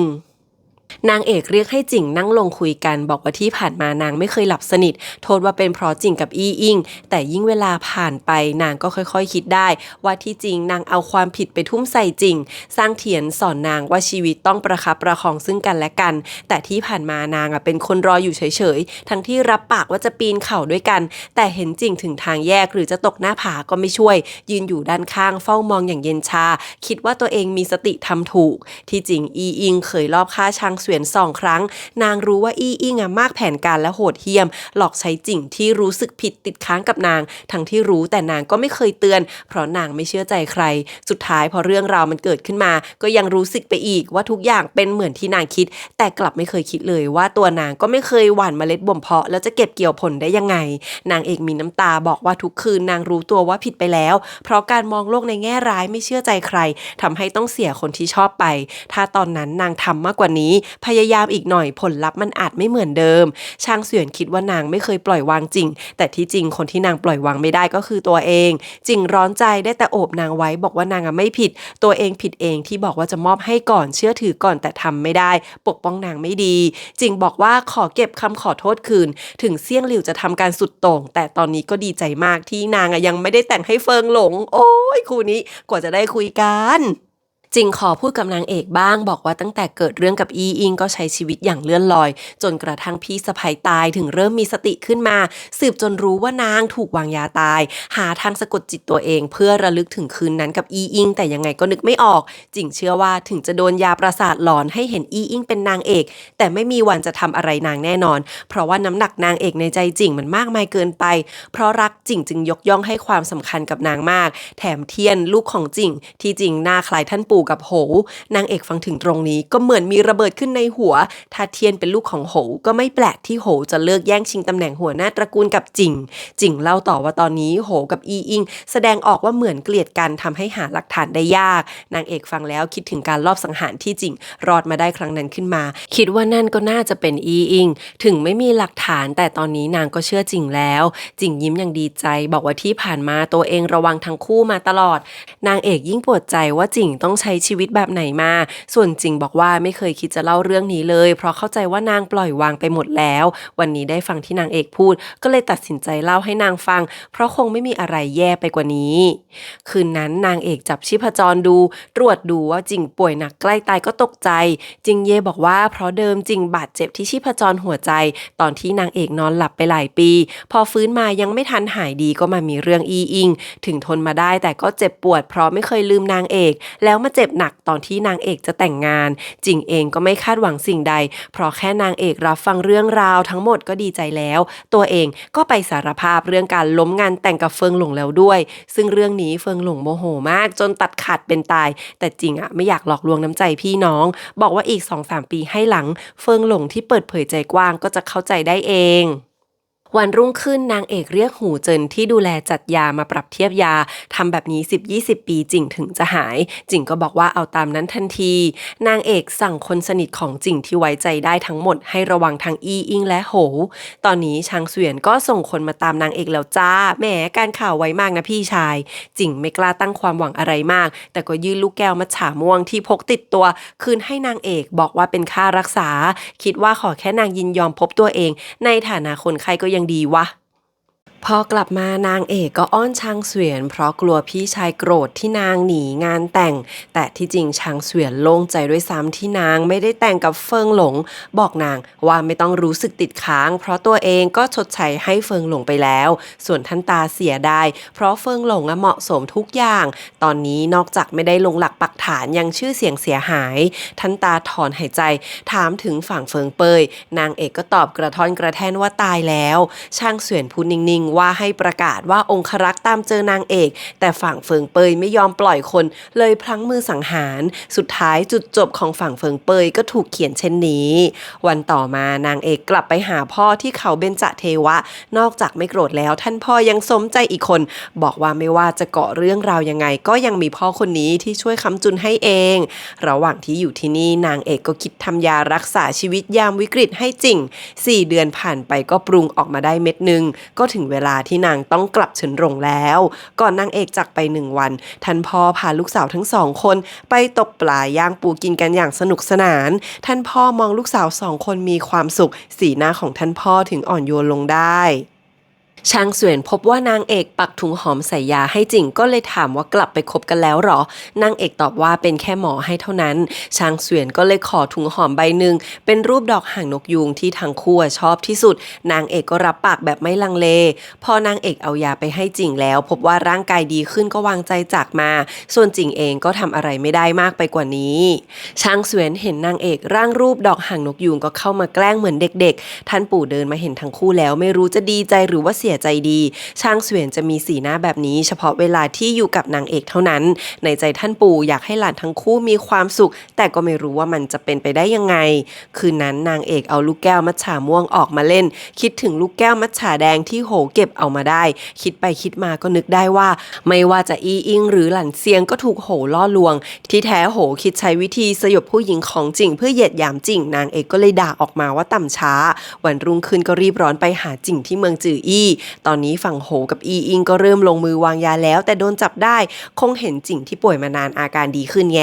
นางเอกมาถึงก็คอนเฟิร์มว่าจิงเย่ก็เคยถูกโหพยายามล่อลวงเหมือนกันแต่รอดมาได้เพราะนางรักกับหูเจินที่ช่วยกันดูแลจิงมานานดังนั้นโหไม่มีทางปล่อยอีอิงไปแต่ในใจจะรักอีอิงสักเท่าไหร่กันแม่คือคนที่โหต้องการพิสูจน์ตัวตนมากที่สุดก็ตายไปแล้วนางเอกเข้าใจจริงว่าทำไมถึงไม่ทำร้ายโหครั้งแล้วครั้งเล่าแต่นี่มันก็มากเกินไปปะจิงเดินเข้ามาเห็นนางเอกนั่งคิดอะไรอยู่แต่พอหันมาเห็นตัวเองก็ยิ้มให้ในใจก็พลันอบอุ่นนางเอกคิดแผนแล้วบอกจริงว่าต่อไปนี้ไม่ว่าจะเกิดอะไรขึ้นขอให้เชื่อใจนางเท่านั้นพอนางเอกหาเรื่องให้สนมฟังเลยจัดงานล่องเรือชมดอกไห่ถังบานเชิญคนมาร่วมงานมากมายนางเอกมาร่วมงานเป็นครั้งแรกหลังมีข่าวเช้าแล้วก็ให้จิ่งไปเด็ดดอกไห่ถังให้โดยห้ามใช้พลังวิเศษจิ่งกระโดดลงน้ำไปเก็บดอกไม้ให้ด้วยตัวเองทันทีพอทุกคนเห็นจิ่งเอาดอกไม้มาให้นางเอกก็อึ้งอีอิงนาซีดส่วนโหจับตาดูอยู่ตลอดตอนนั้นชางเสวียนก็มาพร้อมซินเย่และเฟิงหลงซินเย่ขึ้นเรือมาได้ก็เอ่ยปากแขวะนางเอกยกใหญ่จนชางเสวียนออกหน้ามาพูดคุยกับสนมฟังเลยอย่างสนิทสนมเห็นชัดๆว่าจงใจหักหน้าไม่เหสีอย่างซินเย่อย่างรุนแรงสมน้ำหน้าค่ะหลังจากนั้นนางเอกก็แกล้งเปิดโอกาสให้โหเข้าใกล้นางทำเป็นเปิดเผยจริงใจว่าจิงเองก็ชอบนางแต่โหก็มั่นว่าตัวเองก็มีสิทธิ์ท้าทายเช่นกันหลังจากเที่ยวเล่นหลายเดือนด้วยกันนางเอกก็ล่อให้โหเอาลูกแก้วมัทฉาแดงมาให้ตัวเองกับมือจนได้นางเอกเดิมพันว่าโหต้องเคยมอบให้อีอิงแต่ยังเก็บไว้ที่ตัวเองเพราะถ้าอีอิงเก็บไว้มันจะสะดุดตาเกินไม่นานนางเอกก็หาวิธีทำให้อีอิงรู้จนได้ว่านางมีลูกแก้วมัทฉาแดงในครอบครองแถมนางยังไม่ใส่ใจกับของเล่นอันนี้อีกอีอิงนะก็จากไปมือไม้สั่นส่วนนางเอกก็ถอนหายใจนัดจิ่งมาเจอที่ดอยเฉาอาวที่ผ่านมานางเอกไม่เคยบอกอะไรจิ่งเลยตอนนี้ค่ะนางทำให้โหกับอีอิงระแวงกันเองแล้วคู่นี้ก็ต้องไปแอบพบกันแน่จิ่งขอยืมกระจกซิงของนางเอกไปใช้ในที่สุดจิ่งก็มีหนทางพิสูจน์ความบริสุทธิ์แล้ว10 วันผ่านไปจิ่งก็มาหานางเอกขอดูผลในกระจกซิงด้วยตัวเองก็เห็นว่าอีอิงนัดโหมาพบด้วยความระแวงอีอิงก็พูดออกมาเองว่านางใช้ลูกของโหพันธนาการจิ่งไว้ความจริงเปิดเผยเทียนเป็นหลานไม่ใช่ลูกจิ่งจ้ะนางเอกฟุบลงก่อนโผล่เข้ากอดจิ่งเองก็ตื้นตันกอดนางแน่นบอกว่านับจากนี้จะไม่ยอมสูญเสียนางไปอีกท่านตามองภาพนั้นด้วยความหวังว่าอยากให้อ้อมกอดเช่นนี้คงอยู่ชั่วนิรันดร์ก่อนเดินไปดุนางเอกว่าผู้ชายมีลูกมีเมียแล้วนะนางเอกเลยส่งกระจกซิงให้ท่านตาดูส่วนจิ่งบอกว่าจะจัดการเรื่องนี้อย่างส่วนตัวเพราะไม่อยากให้เทียนต้องมารับเคราะห์และทำให้เทียนยังมีสถานะเป็นลูกของจิ่งนางเอกตอบว่านางยินดีส่วนท่านตาก็แสดงออกว่ายอมรับจิ่งเช่นกันคืนนั้นชางเสวียนมาหานางเอกพอเห็นนางเอกอารมณ์ดีผิดปกตินางเอกก็เล่าเรื่องทุกอย่างให้ฟังไม่ได้สังเกตเลยว่าชางเสวียนอารมณ์เปลี่ยนแปลงไปพอเรื่องแดงโหโยนความผิดทั้งหมดให้อีอิงบอกว่านางทอดสะพานให้ส่วนอีอิงฟังแล้วสติหลุดลอยทุกคนกะจะลงโทษตายแต่จิ่งเป็นคนขอไว้เพราะไม่อยากให้เทียนต้องแค้นที่แม่ตายจนกลายเป็นคนแบบโหอีอิงเข้าใจแล้วว่าความแค้นที่ชำระด้วยการให้อภัยนั้นต้องใช้สติปัญญาและความเข้มแข็งมากแค่ไหน การลงทันที่นางได้รับคือให้นางเสียสละเลือดและพลังเส้นไหววิญญาณเทพของตระกูลถูซานซึ่งมันต้องเจ็บปวดทรมานมากมายแต่ว่าอีอิงเป็นคนร้องขอด้วยตัวเองส่วนข่าวที่บอกภายนอกก็คือนางป่วยจนต้องไปรักษายังสถานที่ลับแต่ก็มีข่าวลือว่านางเป็นโรคร้ายคล้ายโรคเรื้อนส่วนโหรับหน้าที่ไปดูแลกิจการที่เฮาหลิงซึ่งก็คือการเนรเทศห้ามกลับเข้าจงหยวนหรือว่าชิงชิวอีกเทียบกันแล้วโทษช่างเบาแสนเบากว่าเรื่องราวทั้งหมดจะจบลงก็ล่วงเลยเกินครึ่งปีวันหนึ่งหิมะตกหนักจิ่งมาหานางเอกค่อยๆก้าวเข้ามาหาบอกว่ากลับมาแล้วไม่มีใครนอกจากทั้งคู่ที่จะรู้ว่าคำง่ายๆคำนี้มีเบื้องหลังเรื่องราวมากมายกว่า70 ปีในที่สุดนางเอกกับจิ่งก็ได้จับมือกันอีกครั้ง นางเอกเปิดร้านหมอเล็กๆที่เมืองจื่ออี้คราวนี้นางตั้งใจรักษาอย่างจริงจังแล้วก็ยังได้หยินหมอประจำตัวชางเสวียนที่เป็นใบ้มาช่วยสอนเวลาผ่านไปจนใกล้ปีใหม่จิงมาเล่าให้ฟังว่ามีข่าวลือหลุดมาว่านางเอกอาจเป็นลูกของจอมมารชื่อเฉินจากครั้งที่นางเอกโดนลอบสังหาร4 คนเบื้องหลังมีจุดร่วมกันคือโดนชื่อเฉินฆ่าล้างตระกูลนางเอกทำเหมือนไม่ใส่ใจแต่สุดท้ายก็ถามจิงว่าถ้าเกิดนางเป็นลูกของชื่อเฉินจริงๆล่ะจิงคว้านางมากอดบอกว่าไม่ว่านางจะเป็นลูกใครก็จะพัวพันกับนางไปจนวันตายถึงทำให้นางเอกสบายใจได้บ้างไม่ถึงเดือนข่าวลือกลับยิ่งลือกันรุนแรงที่จริงตระกูลทั้งหลายในซีเหยียนและจงหยวนล้วนไม่มีจุดร่วมเลยนะเว้นแค่ในบ้านต้องมีคนเคยถูกชื่อเฉินฆ่าตายนางเอกก็เลยกลายเป็นเป้าส่วนท่านพ่อก็ส่งจดหมายมาบอกนางว่าไม่ต้องกังวลวันปีใหม่จิงต้องกลับชิงชิวท่านตาก็บอกนางว่าไม่ว่าจะเกิดอะไรขึ้นนางก็เป็นหลานตัวเองคืนนั้นชางเสวียนก็เมามาหานางเอกบอกว่าจะปกป้องนางเอกเองวันเพ็ญหลังปีใหม่นางเอกอยากออกไปดูโคมไฟในเมืองจื่ออี้จิงกับชางเสวียนก็ตามใจทั้ง3 คนปลอมตัวเป็นชาวบ้านเข้าเมืองไปเที่ยวไปหาอะไรกินที่ร้านเนื้อย่างแต่กลับเจอแม่ทัพที่แฝงกายเป็นคนธรรมดามากินข้าวนางเอกนึกสนุกให้จิงใช้อาคมไปแอบฟังแต่ดันได้ฟังเรื่องราวที่แม่นางประกาศต่อหน้าทหารเป็นร้อยว่าแม่มีความรักกับชื่อเฉินมาหลายร้อยปีแล้วในที่สุดนางเอกก็เลยแน่ใจว่านางเป็นลูกชื่อเฉินแต่นางกลับสงบนิ่งมากบอกจิงกับชางเสวียนว่าขออยู่คนเดียวที่จริงคาดเดาได้แล้วว่าเรื่องทั้งหมดนี้ชางเสวียนอยู่เบื้องหลังชางเสวียนตอบจิงอย่างเย็นชาว่าเชื่อแล้วที่เฟิงหลงเคยบอกว่าจิงฉลาดที่สุดแต่ก็บอกว่าทำไปเพื่อปกป้องนางเอกจิงคาดเดาได้แล้วว่าในใจชางเสวียนคิดจะรบกับเฮาหลิงก็เลยพยายามตัดความสัมพันธ์ของนางเอกกับท่านพ่อ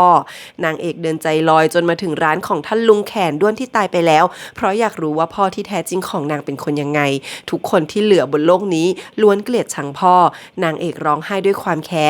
นที่พ่อทำให้แม่และนางอัปยศแค้นที่ทิ้งนางไปแค้นที่ไม่เคยรักเอาใจใส่นางเลยในฐานะพ่อและสุดท้ายก็แค้นที่ทำให้นางเกิดมาทำไมที่จริงนางต้องการเหตุผลแค่เพียงข้อเดียวเพื่อไม่แค้นพ่อไปเผชิญหน้ากับทุกคนในโลกได้ตอนนั้นเองนางถึงได้เห็นว่าในห้องนี้เซี่ยงหลิวก็อยู่ด้วยที่จริงเซี่ยงหลิวมาคารวะป้ายวิญญาณเพื่อนเก่าเซี่ยงหลิวปลอบใจนางด้วยวิธีเดียวกันกับที่นางเคยทำเล่าอดีตอันน่ารันทดของตัวเองนางเอกจะได้รู้สึกว่ามีพ่อเป็นมารร้ายก็ไม่แย่เท่าไหร่นะโถพี่ก้าวหัวนางเอกรู้สึกดีขึ้นเยอะแต่ก็บอกว่าโลกนี้ไม่เหลือที่ให้นางอยู่อีกแล้วเซี่ยงหลิวกลับจับหัวนางมองไปข้างหน้าบอกว่าถ้าอยู่ไม่ได้จริงๆก็กางใบออกทะเลฟ้าสูงทะเลกว้างมันต้องมีที่ให้นางอยู่แน่นอน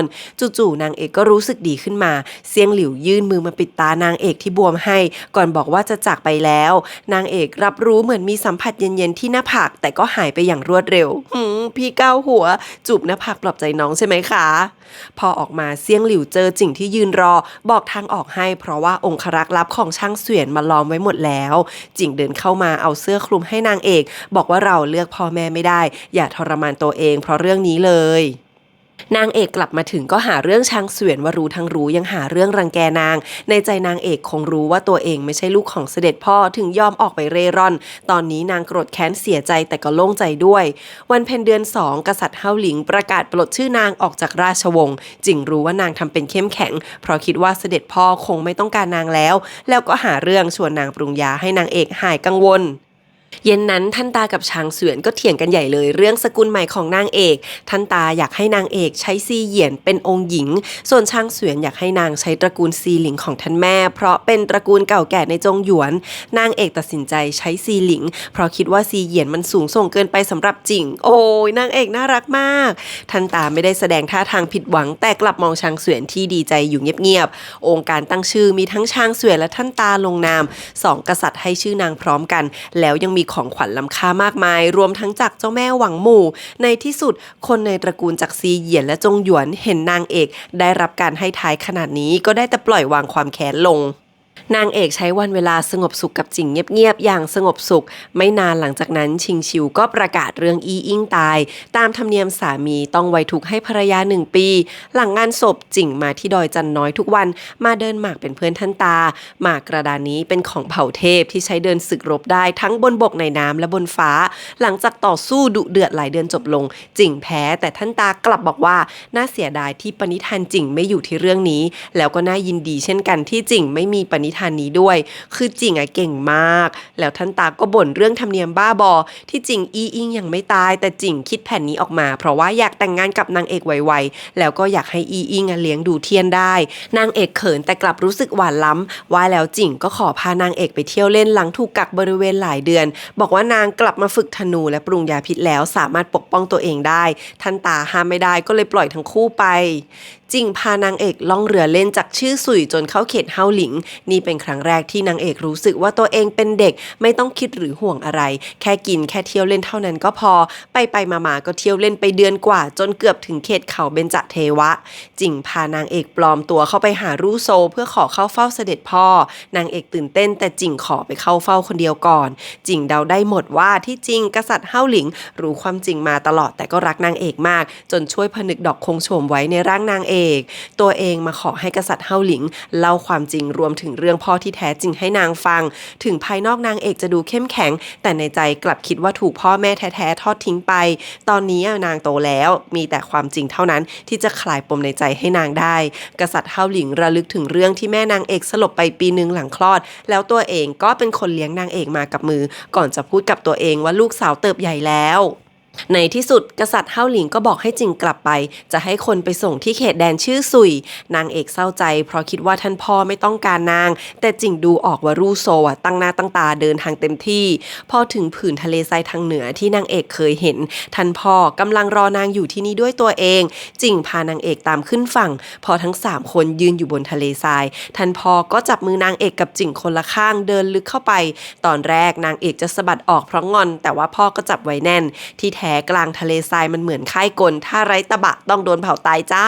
ท่านพ่อเดินไปก็เล่าไปว่าตอนที่ตัวเองเป็นองค์ชายของเฮาหลิงหนีการลอบทำร้ายในวังไปร่อนเร่เป็นช่างตีเหล็กได้พบลุงนางเอกที่ปกปิดสถานะเหมือนกันคบหากันเป็นเพื่อนรักต่อมาเพราะถูกลอบทำร้ายท่านลุงเลยเสนอให้มั่นกับแม่นางเอกที่ตอนนั้นยังเล็กมากเพื่อความปลอดภัยของท่านพ่อรวมทั้งใช้สถานะของพ่อในตอนนั้นปกป้องครอบครัวของท่านลุงซึ่งก็คือแม่และยายนางเอกตอนนั้นท่านพ่อยังไม่ถือเรื่องการแต่งงานเป็นจริงเป็นจังด้วยซ้ำยิ่งเดินลึกเข้าไปท่านพ่อก็ยิ่งบาดเจ็บเพราะความร้อนจิงเองก็ไม่ต่างกันมีนางเอกคนเดียวที่ได้รับการปกป้องนางก็เลยไม่โดนไอร้อนทำร้าย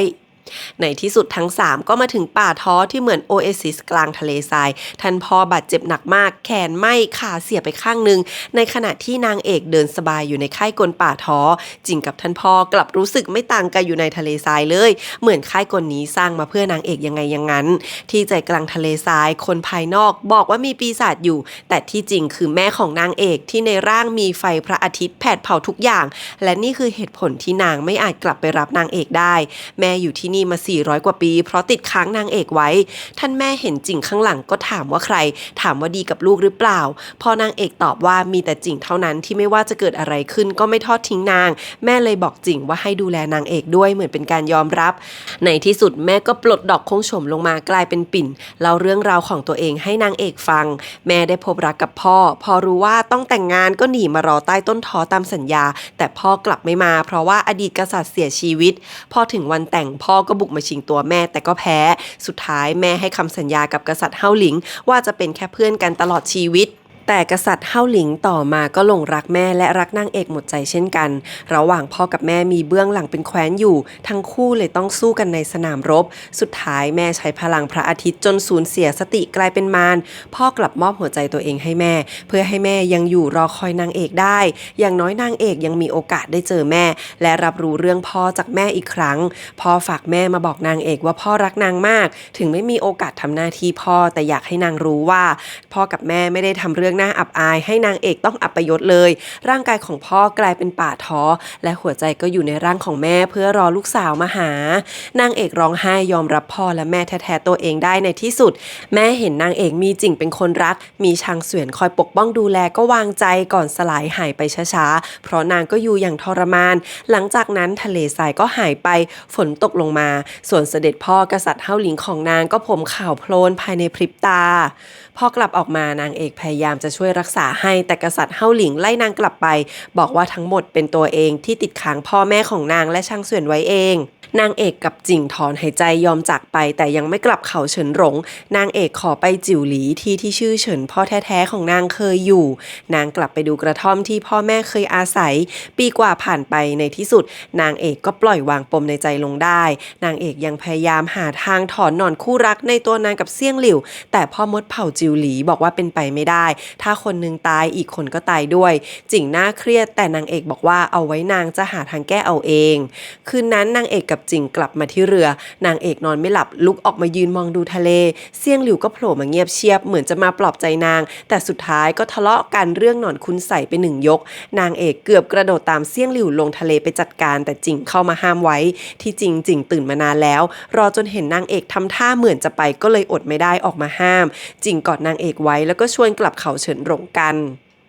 นางเอกกลับมาก็เล่าเรื่องทุกอย่างรวมถึงเรื่องของแม่ให้ท่านตาฟังท่านตาก็มีปมในใจคิดว่าสิ่งที่ตัวเองทำเพื่อประชาชนเป็นการผลักใส่ลูกสาวและทำให้หลานสาวต้องเร่ร่อนแต่นางเอกกลับบอกว่าเข้าใจเพราะนางเคยได้ร่อนเร่ใช้ชีวิตอยู่ท่ามกลางคนธรรมดามากมายท่านตาบอกว่าปีนั้นที่ส่งแม่นางเอกไปรบไม่ได้กะจะให้ลูกตายจริงๆรอจนทุกอย่างเกิดขึ้นมาสำนึกเสียใจก็สายไปแล้วชางเสวียนเองก็โมโหมากแต่หลังจากฟังเรื่องราวทุกอย่างจากท่านตาก็ออกมาขอโทษนางเอกที่ตัวเองไม่ได้ไปด้วยไม่ได้อยู่เคียงข้างในยามที่นางเจ็บปวดที่สุดนางเอกก็บอกว่านางไม่เป็นไรแล้วที่ผ่านมาปมใหญ่ในใจนางคือถูกพ่อแม่ทอดทิ้งแต่ตอนนี้นางรู้แล้วว่าทั้งคู่รักนางมากถึงทั้งคู่จะไม่อยู่แล้วแต่ในใจนางกลับเต็มตื้นชางเสวียนยิ่งโกรธตัวเอง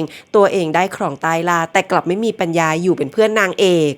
พอกลับมานางเอกก็เริ่มถกวิชาแพทย์กับหยินอย่างจริงจังไปมาด้วยการสนับสนุนของท่านตานางเอกก็เริ่มรวบรวมจัดทำตำราแพทย์ที่มุ่งหวังจะบันทึกสมุนไพรทั้งหมดรวมทั้งที่อดีตกษัตริย์เขียนทิ้งเอาไว้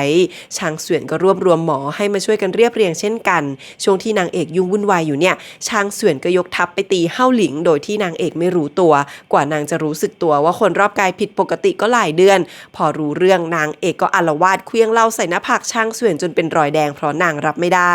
ชางเสวียนเล่าว่าตัวเองสืบรู้หมดแล้วว่าเสด็จพ่อของนางเอกหรืออาจารย์ของตัวเองอยู่เบื้องหลังการตายอย่างไม่เป็นธรรมทั้งหมดของพ่อแม่และลุงของทั้งคู่ซึ่งมันเป็นเรื่องภาคหนึ่งอันนี้จะไม่ลงรายละเอียดนะคะแต่ว่าทั้งหมดที่ทำไปเนี่ยนะไม่เกี่ยวกับความแค้นแต่เพราะชางเสวียนเป็นจักรพรรดิชางเสวียนทำเพื่อรวบรวมใต้ล่านี้นางเอกฟังแล้วเข้าใจแต่ก็ยังรับไม่ได้อยู่ดีที่ชางเสวียนสร้างเรื่องตัดสัมพันธ์ของเสด็จพ่อและนางเอกก็เพื่อวันนี้เช่นกันแต่ถึงขนาดนั้นชางเสวียนก็ใส่ใจนางเอกมากไม่ยอมจากไปนั่งเฝ้าอยู่อย่างนั้นทั้งคืนจิงเองก็ไม่ได้จากไปแต่ยืนอยู่ข้างๆอย่างเงียบๆนั่งเล่นหมากกับตัวเองทั้งคืนท่านตาถอนใจบอกจิงว่าระหว่างพี่น้องสองคนมีสายสัมพันธ์ที่บางครั้งตัวเองยังเข้าไม่ถึงตอนเช้าจิงเอาดอกไม้มาให้นางเอกแล้วก็ปลอบนางเอกว่าระหว่างสองคนนางเอกทำอะไรไม่ได้ทั้งนั้นในเมื่อนางทำอะไรไม่ได้เลยได้แต่หลบหน้าชางเสวียนย้ายไปพำนักที่ดอยอื่นแทนชางเสวียนทำสงครามระยะยาวกับเฮ่าหลิงอย่างที่จิงบอกนางเอกไว้ค่อยๆรุกคืบไปซื้อใจประชาชนมีเฟิงหลงเป็นแม่ทัพใหญ่ส่วนนางเอกก็แอบถามข่าวการรบจากจิงอยู่เสมอครบ1 ปีที่จิงไว้ทุกข์วันหนึ่งจิงชวนนางเอกไปเดินเล่นแล้วพานางเอกไปที่ดอยเฉาอาวเสกต้นท้อออกมามากมายขอนางเอกแต่งงานท่ามกลางสถานที่ที่พ่อเคยอยู่นางเอกดีใจมากรู้สึกเหมือนพ่อกับแม่นางรับรู้ก็ตอบว่ายินดีแล้วก็วิ่งหนีไปเพราะเขินเย็นนั้นชางเสวียนมาหาท่านปู่พอเห็นนางเอกก็ดีใจแต่พอจิงบอกว่าจะสู่ขอนางเอกนางก็มีสีหน้าแววตายินดีต่างกับตอนที่เฟิงหลงเอ่ยขึ้นมาชางเสวียนนะจิตใจดิ่งลงอย่างเยือกเย็นรู้ดีว่าในใจตัวเองคิดยังไงแต่เพราะเมื่อก่อนไร้อำนาจชีวิตแขวนอยู่บนเส้นได้คิดถึงเส้นทางอันตรายทั้งหมดสิ่งที่ตัวเองต้องละทิ้งไปเพื่อให้ได้มาซึ่งอำนาจนั้นมันรวมถึงนางเอกด้วยตัวเองเป็นคนผลักนางเอกไปให้ทั้งจิงและเฟิงหลงกับมือวันนี้ทำได้แค่เก็บสัตว์ร้ายในใจเพื่อปกป้องนางให้ดีในที่สุดชางเสวียนก็เงยหน้ามายิ้มให้จิงบอกว่าให้ส่งคนไปสู่ขอเถอะพี่ชายเอ้ย ปลายปีการมั่นหมายและเลิกแต่งงานของทั้งคู่ก็ประกาศออกมาจริงอยากแต่งงานไวที่สุดแต่ก็อดไม่ได้ใช้เวลาเตรียมทุกสิ่งที่นางเอกชอบไม่ว่าจะบ้านสวนสมุนไพรเครื่องเรือนทุกอย่างส่วนนางเอกก็อยากเรียบเรียงตำราแพทย์ให้เสร็จก่อนท่านตาถามว่าใช้เวลา 2-3 ปีกว่าจะเสร็จแต่นางเอกก็มุ่งมั่นชางเสวียนก็ยิ่งเห็นดีด้วยเข้าไปใหญ่8 ปีผ่านไปช่วงเวลานี้จิงเป็นกังวลกับหนอนคุณใสอยู่ตลอดนางเอกปลอบใจว่าไม่ต้องห่วงนางไม่เคยรู้สึกถึงเซี่ยงหลิวเลยมีแต่เซี่ยงหลิว หลิวที่รู้สึกถึงนางดังนั้นไม่ต้องเป็นห่วงเรื่องใจเชื่อมใจก็คือเขารักหนูครั้งเดียวว่างั้นถูกไหมแต่ที่จริงเป็นห่วงคือการที่ชีวิตเชื่อมชีวิตต่างหากวันหนึ่งนางเอกเห็นเซี่ยงหลิวที่ปลอมตัวเข้าก็เลยไปเจรจาเรื่องการแก้หนอนคุณไสเซี่ยงหลิวบอกว่าจิงเองก็เพิ่งมาหาตัวเองด้วยเรื่องเดียวกันแต่ก็ขอโทษด้วยที่ตัวเองทำไม่ได้นางเอกกลับไปอย่างไม่กังวลส่วนจิงก็แอบคิดว่าอย่างน้อยชางเสวียนคงยั้งมือกับเซี่ยงหลิวบ้างเพื่อให้เห็นแก่นางเอกสงครามดำเนินไปจนครบ10 ปีทหารของชางเสวียนอยู่ร่วมกับชาวบ้านอย่างกลมกลืนเฟิงหลงรบทัพใหญ่แพ้รู่โซครั้งหนึ่งชางเสวียนก็เลยถือโอกาสพานางเอกกับจิงไปค่ายทหารด้วยเพราะอยากให้นางเอกได้เห็นกับตาว่าชาวบ้านไม่ได้รับผลกระทบอะไรจากสงครามประชาชนเฮาหลิงก็เป็นเพื่อนเป็นพี่เป็นน้องของตัวเองมาก่อนปณิธานของชางเสวียนก็คือรวบรวมใต้ล่าให้เป็นหนึ่งสงบสุขไม่แบ่งแยกเท่านั้น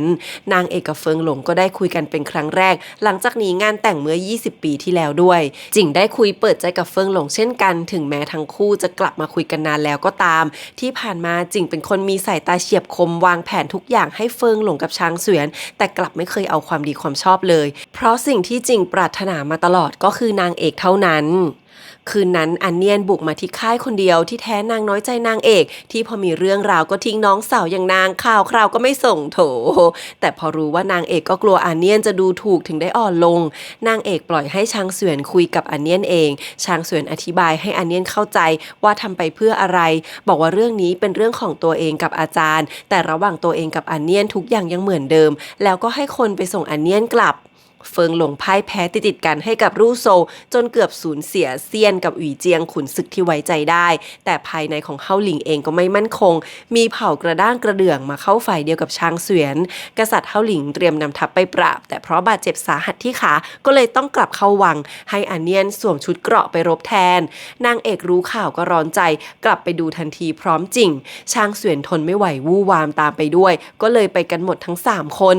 พอชางเสวียนเห็นอาจารย์ก็ช็อกที่อาจารย์ป่วยและแก่ลงไปหลายปีคือความทุกข์ความรู้สึกผิดทั้งหลายทำให้กษัตริย์เฮาหลิงแก่ลงไปมากนางเอกก็เพิ่งได้รู้ว่าที่ผ่านมาท่านพ่อตั้งใจทำท่าทางห่างเหินเพราะไม่อยากให้นางลำบากใจระหว่างตัวเองกับชางเสวียนท่านพ่อหันไปคุยกับชางเสวียนด้วยน้ำเสียงอ่อนโยนว่าที่ผ่านมาตัวเองบ่มเพาะขุนนางที่ดีอย่างรู่โซและโกหมางส่วนรัชทายาทก็มีชางเสวียนที่ตัวเองตั้งใจสั่งสอนทุกอย่างเพราะต้องการให้ชางเสวียนมาสืบทอดเจตนารมณ์ของแม่นางเอกที่อยากเห็นใต้ล่าสงบสุขเป็นหนึ่งเดียวไร้ไฟสงครามเวลาหลายร้อยปีที่ผ่านไปท่านพ่อบ่มเพาะให้ชางเสวียนกลับมาเป็นกษัตริย์ที่ดีเรื่องนี้ทำเอาทั้งชางเสวียนนางเอกและจิ่งตะลึงกันไปหมดเลยสาเหตุที่ท่านพ่อยังต้องทำสงครามก็เพื่อบีบให้ขุนนางทุกคนยอมรับท่านพ่อตั้งใจจะยกแผ่นดินให้ชางเสวียนแล้วขอกลับไปอยู่ที่เขาซีเหยียนพร้อมประชาชนครึ่งหนึ่งเพื่อเป็นการหลอมละลายวัฒนธรรมและคนเข้าด้วยกันกษัตริย์เฮาหลิงคิดแผนการเตรียมทุกสิ่งอย่างเอาไว้ส่งต่อให้ชางเสวียนเหมือนลูกแท้ๆของตัวเองถึงตอนนี้ชางเสวียนก็ให้อภัยอาจารย์อย่างหมดใจแล้วส่วนอันเนียนก็ให้จัดการแต่งงานเป็นมเหสีอีกคนมีฐานะเทียบเท่าซินเย่แต่ให้อยู่ที่เฮาหลิงไม่ต้องเกี่ยวข้องกับซินเย่ไปตลอดชีวิตที่จริงการจัดการเรื่องนี้เป็นเรื่องส่วนตัวแต่คนภายนอกก็มองได้ว่าท่านพ่อเอาทั้งแคว้นมาเป็นสินสอดให้อันเนียนแบบนี้ซินเย่หรือตระกูลจงหยวนคนไหนจะกล้าหาเรื่องที่จริงท่านพ่อเข้าใจหัวอกชางเสวียนดีที่ไม่อาจแต่งคนรักมาอยู่ข้างกายได้เพราะความรับผิดชอบมากมายบนบ่าการเลือกทางนี้ก็ได้แต่ละทิ้งความสุขส่วนตัวนั้นไปในที่สุดเรื่องราวก็ถูกจัดการไปแบบนี้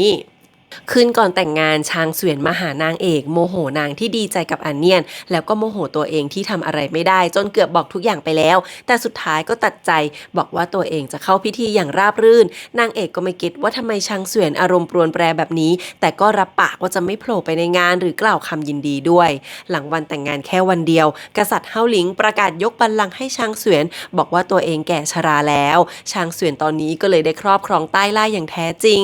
ปีกว่าผ่านไปหลังแผ่นดินมั่นคงท่านพ่อก็ย้ายไปอยู่เขาซีเหยียนส่วนนางเอกได้หมอทั่วล่ามาช่วยกันเรียบเรียงตำราแพทย์ผสมผสานกับคัมภีร์สมุนไพรเสรินหนงต่อแล้วเวลาก็ผ่านไปอีก15 ปีนางเอกกับหมอกลุ่มใหญ่รวบรวมตำราแพทย์จนสำเร็จท่านตาซาบซึ้งดีใจมากทั้งความเหนื่อยยากของนางเอกและการสนับสนุนของชางเสวียนในที่สุดใต้ล่านี้ก็มีตำราแพทย์ฉบับครบถ้วนสมบูรณ์ที่สุดที่เคยเรียบเรียงออกมา เสด็จพ่อหลังย้ายไปอยู่เขาซีเหยียนก็สุขภาพดีขึ้นตามลำดับแล้วยังแอบมาเปิดร้านตีเหล็กเล็กๆกลายเป็นตะแก่ร้านเหล็กไม่เหลือมาดกษัตริย์อย่างสิ้นเชิงหลังงานการทุกอย่างจบลงจิ่งก็พูดกับนางเอกอย่างจริงใจว่าให้เข้าพิธีแต่งงานกันเถอะนางเอกในใจมีแต่ความหวานชื่นก็ตกปากรับคำพอท่านตารู้ก็ให้คนหาฤกษ์จิ่งที่รู้สึกมาตลอดว่าชางเสวียนไม่ชอบหน้าตัวเองเพราะตัวเองทำให้นางเอกเสียใจมาแล้วครั้งหนึ่งตอนนี้ฤกษ์แต่งงานก็คืออีก3 เดือนข้างหน้าชางเสวียนเหมือนจะไม่ยอมรับแต่ก็ตกลงตามนี้ทำให้จิ่งโล่งอกในใจนางเอกทั้งดีใจและเศร้ายังบอกไม่ถูกเศร้าที่ในที่สุดวันหนึ่งนางกับพี่ชายก็ต้องแยกกันเห็นชางเสวียนดูเศร้าเหมือนกันก็ปลอบว่าวันหน้าชางเสวียนต้องได้เจอคนที่อยากแต่งงานด้วยแน่ๆชางเสวียนหันมาถามว่าถ้าเจอแล้วสมควรคว้านางไว้ให้แน่นถูกไหมนางเอกก็ตอบหนักแน่นว่าใช่ถ้าเจอแล้วก็ต้องคว้าเอาไว้ให้ได้ชางเสวียนมองนางแล้วก็ยิ้มออกมาทันทีโอ้ยก่อนถึงวันแต่งงาน1 เดือนจิ่งต้องกลับไปชิงชิวเพื่อเตรียมงานทั้งคู่ห้ามเจอหน้ากันตามประเพณีผ่านไปไม่กี่วันจิ่งก็ได้ข่าวว่าเทียนป่วยหนักอยู่ที่ชิงซุยกับอีอิงจิ่งมีลางสังหรณ์ว่าไม่ควรไปแต่ไม่อาจหักใจทิ้งเทียนได้เลยสั่งให้มีการคุ้มกันสูงสุดส่งจดหมายไปเล่าเรื่องราวทั้งหมดให้นางเอกฟังพอจิ่งมาถึงอีอิงก็เปิดเผยว่าตัวเองวางยาลูกเพื่อล่อให้จิ่งมาหาส่วนยาถอนพิษอยู่ในมือโหตอนนั้นองครักษ์ลับทั้งหมดของจริงกลับถูกกำจัดหรือไม่ก็รั้งไว้โหหัวเราะเรียกร้องการต่อสู้อย่างยุติธรรมกับจิงบอกว่าถึงแม่เห็นก็ต้องยอมรับจิงตาเศร้าแต่ก็รับคำโหถึงยอมมอบยาถอนพิษออกมาทั้งคู่ไปสู้กันที่ริมฝั่งแม่น้ำชิงซุยโหเปิดฉากรุนแรงเพราะเดิมก็ถนัดการต่อสู้ฟาดฟันมากกว่าจิงอยู่แล้วจิงใช้วิชาภาพลวงตาแต่โหก็แก้เกมได้ทำร้ายจิงอย่างหนักกระชากหางจิ้งจอกของจิงทยอยขาดไปทีละหางทั้งหมด7 หางจิงเจ็บปวดถึงอวัยวะภายในแต่ก็ไม่ยอมแพ้ตอนที่โหถูกความแค้นครอบงำกำลังจะฆ่าจิงอีอิงกลับยิงธนูแทงโหกลางอกอีอิงใช้พลังเฮือกสุดท้ายแก้แค้นโหที่นางล่อจิงมาก็เพราะต้องการจะฆ่าโหเพราะแค้นที่ถูกโหหลอกให้หลงรักใครทำผิดกับนางก็ต้องชดใช้อีอิงบอกจิงว่าทิ้งจดหมายเล่าความจริงทั้งหมดให้เทียนไว้แล้วก่อนใช้ลูกธนูอันเดิมแทงหัวใจนางตายไปพร้อมโหส่วนโหใช้แรงเฮือกสุดท้ายทิ่มจิ่งลงน้ำบอกให้ตายไปด้วยกันซะเถอะ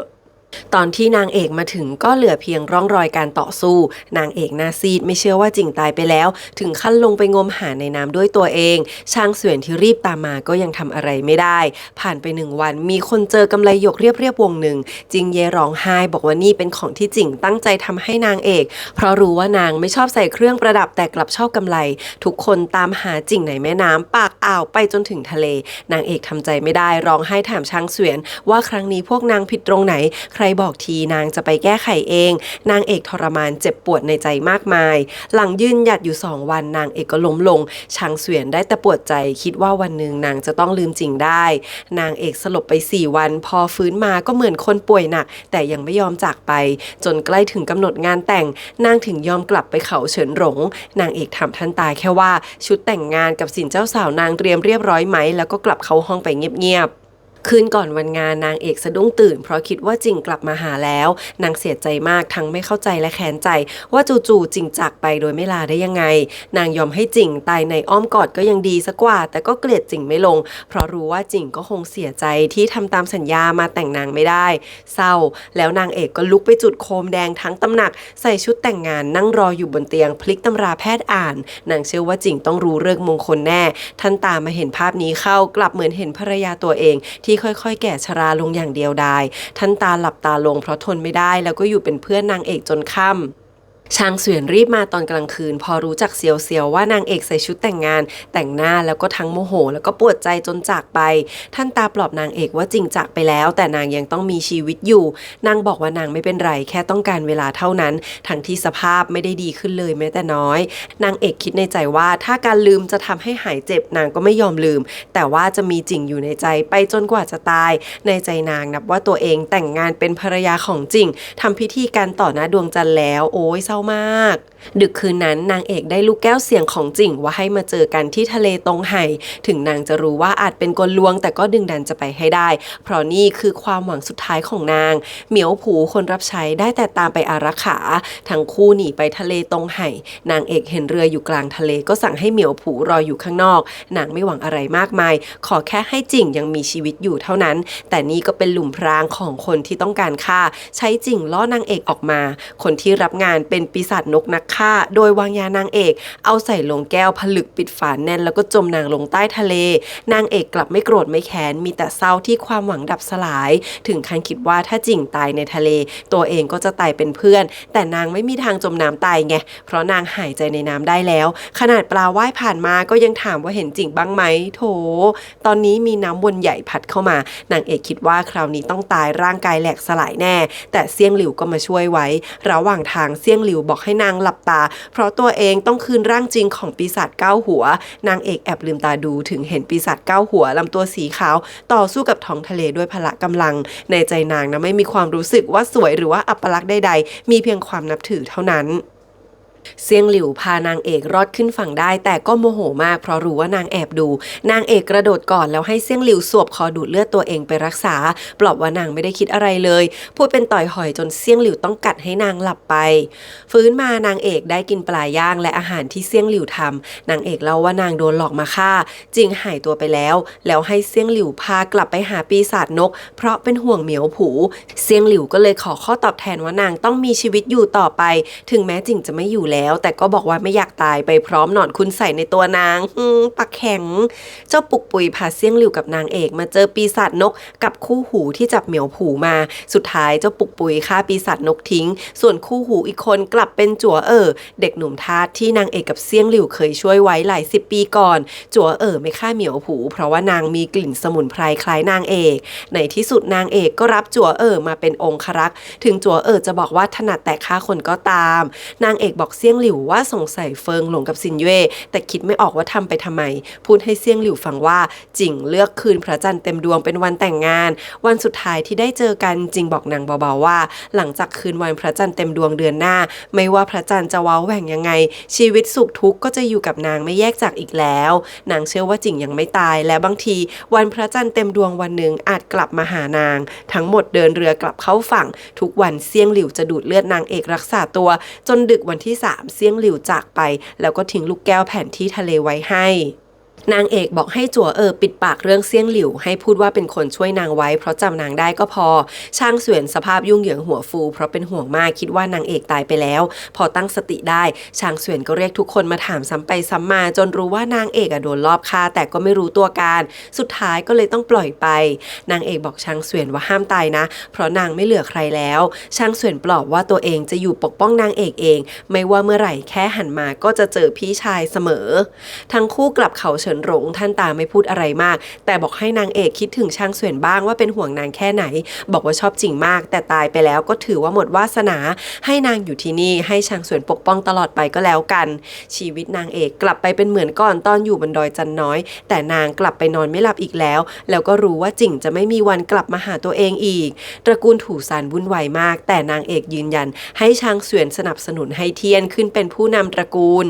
ช้างเสวียนเห็นนางเอกเฉยชาไม่สนใจอะไรทั้งนั้นอาการหนักยิ่งกว่าครั้งก่อนก็เลยให้นางไปเปิดโรงหมอหาอะไรทำนางเอกเลยปลอมตัวเป็นผู้ชายไปเปิดโรงหมอที่เมืองจื่ออี้เพื่อสืบหาว่าใครวางแผนฆ่านางรอคอยให้คนคนนั้นปรากฏตัว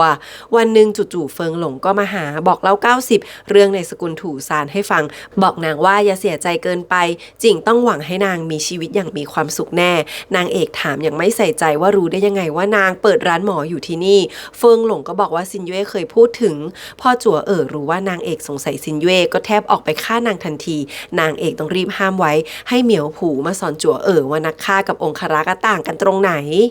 นางเอกมาลองอย่างเชิงที่ดอยจื่อจินที่นางไม่ได้มาตั้งแต่ช่างเสวียนแต่งงานตอนนั้นช่างเสวียนกับซินเย่กำลังบรรเลงพิณและขลุ่ยคู่กันให้พวกสนมทั้งหลายฟังพอนางเอกมาทั้งคู่ก็หยุดทันทีช่างเสวียนเหมือนร้อนตัวประกาศเลิกงานเลี้ยงฝากขลุ่ยไว้ที่ซินเย่จนทุกคนอิจ จฉาซินเย่ได้แต่กรีดร้องในใจว่าชางเสวียนมีแต่ตาและใจให้นางเอกคนเดียวตั้งหากนางยังแอบดูทั้งคู่แล้วก็ยิ่งอิจฉาที่ผ่านมาซินเย่เคยคิดว่าชางเสวียนเจ้าชู้มากรักพอเห็นชางเสวียนปฏิบัติกับสนมทุกคนเท่าเทียมก็คิดว่านางเป็นที่หนึ่งมาถึงตอนนี้ถึงได้รู้ว่าที่แท้ชางเสวียนมอบหัวใจทั้งหมดให้นางเอกไปแล้วตั้งหากและถึงกับคิดว่าตำแหน่งมเหสีของนางไม่มั่นคงและความคิดที่อยากกำจัดนางเอกก็กลับมาอีกครั้ง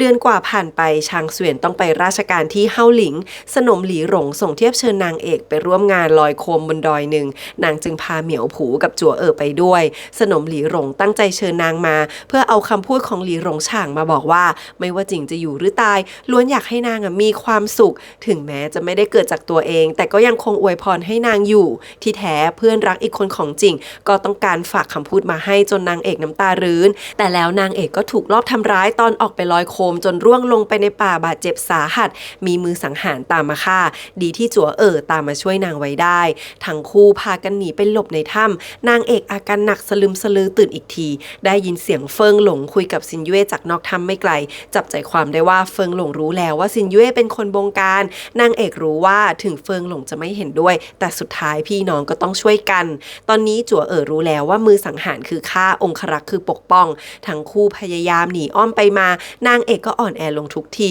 สติไกลเลอะเลือนเห็นดอกชบาก็พูดถึงจริงพอฟ้ามืดมองอะไรไม่เห็นก็ร้องไห้ทั้งที่จั่ว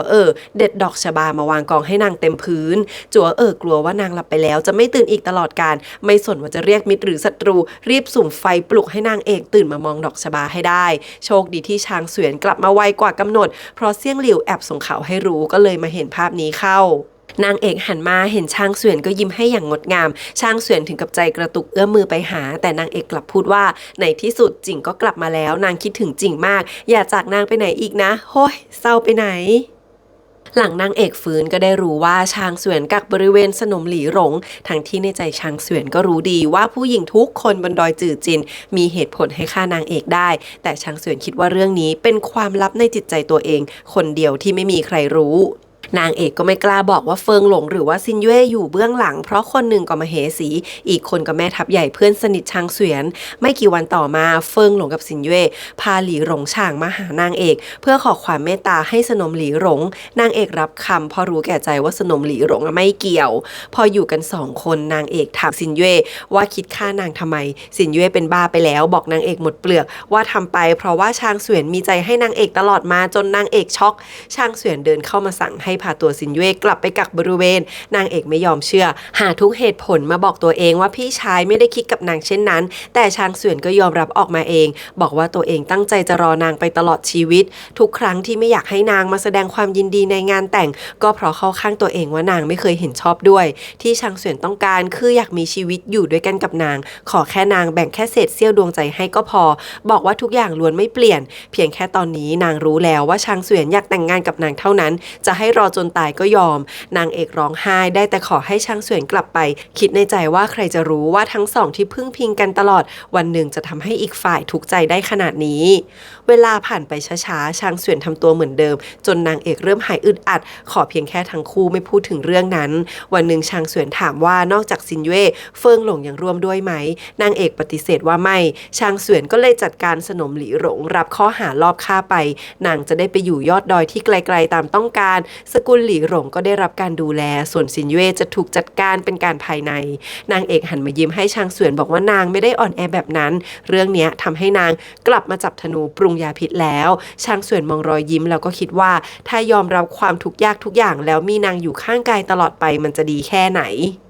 ตอนนี้ทุกดินแดนล้วนเป็นของชางเสวียนยกเว้นเพียงเกาะห่างไกลในทะเลและดินแดนเล็กๆที่ชิงซุยที่กองทัพของเซี่ยงหลิวและทหารเก่าเฉินหลงอยู่ชางเสวียนส่งคนไปเจรจาให้ผลประโยชน์มากมายหลายรอบแต่ไม่ได้ผลจนต้องประกาศสงครามเฟิงหลงมาคุกเข่าขอนำทัพเองบอกว่าอยากสานปณิธานให้สำเร็จชางเสวียนให้ไปรวมทั้งเตือนให้ระวังเซี่ยงหลิวนางเอกรับรู้ข่าวนี้ก็ใจลอยคิดถึงเรื่องที่ชิงซุยที่นางได้รู้จักเซี่ยงหลิวครั้งแรกแต่นางก็รู้ดีว่าเซี่ยงหลิวยืน นอยู่คนละข้างนางไม่มีวันเป็นสหายอย่างแท้จริงกับเซียงหลิวได้เฟิงหลงมาหานางเอกก่อนออกไปรบครั้งสุดท้ายที่ทั้งคู่ได้เจอกันคือตอนซินเย่ยอมรับว่าเป็นคนบงการฆ่านางเอกเมื่อ4 ปีที่แล้วเฟิงหลงมาเพื่อยอมรับว่าตัวเองก็เป็นคนช่วยน้องสาววางแผนฆ่ายิ้มเศร้าเล่าว่าที่ขอไปรบเพราะอยากสร้างผลงานจะได้ขอรางวัลเป็นการอภัยโทษให้ซินเย่ทุกวันนี้นางไม่ได้รับโทษอะไรแต่กลับขาดความใส่ใจจากชางเสวียนอย่างสิ้นเชิงนางก็เหมือนถูกฆ่าตายอย่างช้าๆพวกสนมไม่ว่าใครก็สามารถรังแกนางได้เฟิงหลงยังคุกเข่าขอให้นางเอกช่วยพูดขอร้องด้วยนางเอกรับรู้และเข้าใจทุกอย่างเฟิงหลงทำสงครามอย่างอดทนอยู่1 ปีก็ร้อนใจเพราะกลัวซินเย่จะแย่ซะก่อนก็เลยพลาดชางเสวียนทั้งโมโหทั้งแปลกใจก็เลยไปที่ชิงสุยนางเอกก็ตามไปด้วยเฟิงหลงพักอยู่บ้านเก่าของจริงนางเอกเห็นภาพความทรงจำเก่าๆก็ปวดใจจนหน้ามืดขึ้นมาคืนนั้นเซี่ยงหลิวบุกมากะฆ่าชางเสวียนเพราะเซี่ยงหลิวรับรู้ได้ว่านางเอกอยู่ที่นี่แปลว่าชางเสวียนก็ต้องมาด้วยเฟิงหลงช่วยบังธนูให้ชางเสวียนรอดแต่ตัวเองกลับต้องตายเพราะเซี่ยงหลิวใช้เลือดตัวเองที่เป็นสุดยอดพิษในโลกล่านี้ทาลูกธนูไว้ก่อนตายเฟิงหลงขอร้องแทนซินเย่จนชางเสวียนยอมรับปากว่าจะให้นางเป็นใหญ่ที่ดอยจื่อจินตลอดชีวิตชางเสวียนเสียใจมากเพราะมองเฟิงหลงเป็นมากกว่าพี่น้องเพื่อนสนิทที่ไว้ใจรู้ใจและยอมเชื่อใจตัวเองตั้งแต่ยังไม่มีอะไรด้วยซ้ำแล้วก็เป็นคนเดียวที่ยอมยกน้องสาวให้เฟิงหลงเลยพูดคำสุดท้ายก่อนตายว่าที่จริงคนที่อยู่เบื้องหลังแผนการทั้งหมดก็คือจิ่งคือคนที่เห็นศักยภาพและวางแผนทั้งหมดให้ตัวเองแค่ขโมยความดีความชอบมาเท่านั้นทำเอาชางเสวียนถึงกระตะลึงเพราะที่ผ่านมาเข้าใจว่าจิ่งเป็นแค่ตัวแถมที่จริงแล้วเฟิงหลงตั้งหากที่เชื่อจิ่งจนตามมาอยู่กับชางเสวียน 2-3 วันหลังจากนั้นนางเอกแอบหลบออกไปหาเซี่ยงหลิวมีจั่วไปเป็นเพื่อนนางเอกโมโหมากเฟิงหลงก็ตายไปแล้วเซี่ยงหลิวจะฆ่าชางเสวียนไม่ได้แต่นางก็ตัดใจทำลายเซี่ยงหลิวไม่ได้เช่นกันเซี่ยงหลิวใช้เรื่องจิ่งมายั่วให้นางเอกโกรธบอกว่าจิ่งตายไป6 ปีแล้วแต่นางยังทำใจไม่ได้ถามว่าโหกับอีอิงที่ถูกเนรเทศไปแล้วจะเอาคนมีฝีมือจากไหนมาจัดการองครักษ์ลับของจิ่งที่เตรียมตัวไปอย่างดีบอกว่ามีอีกคนที่อยากให้จิ่งตายให้นางลองคิดดู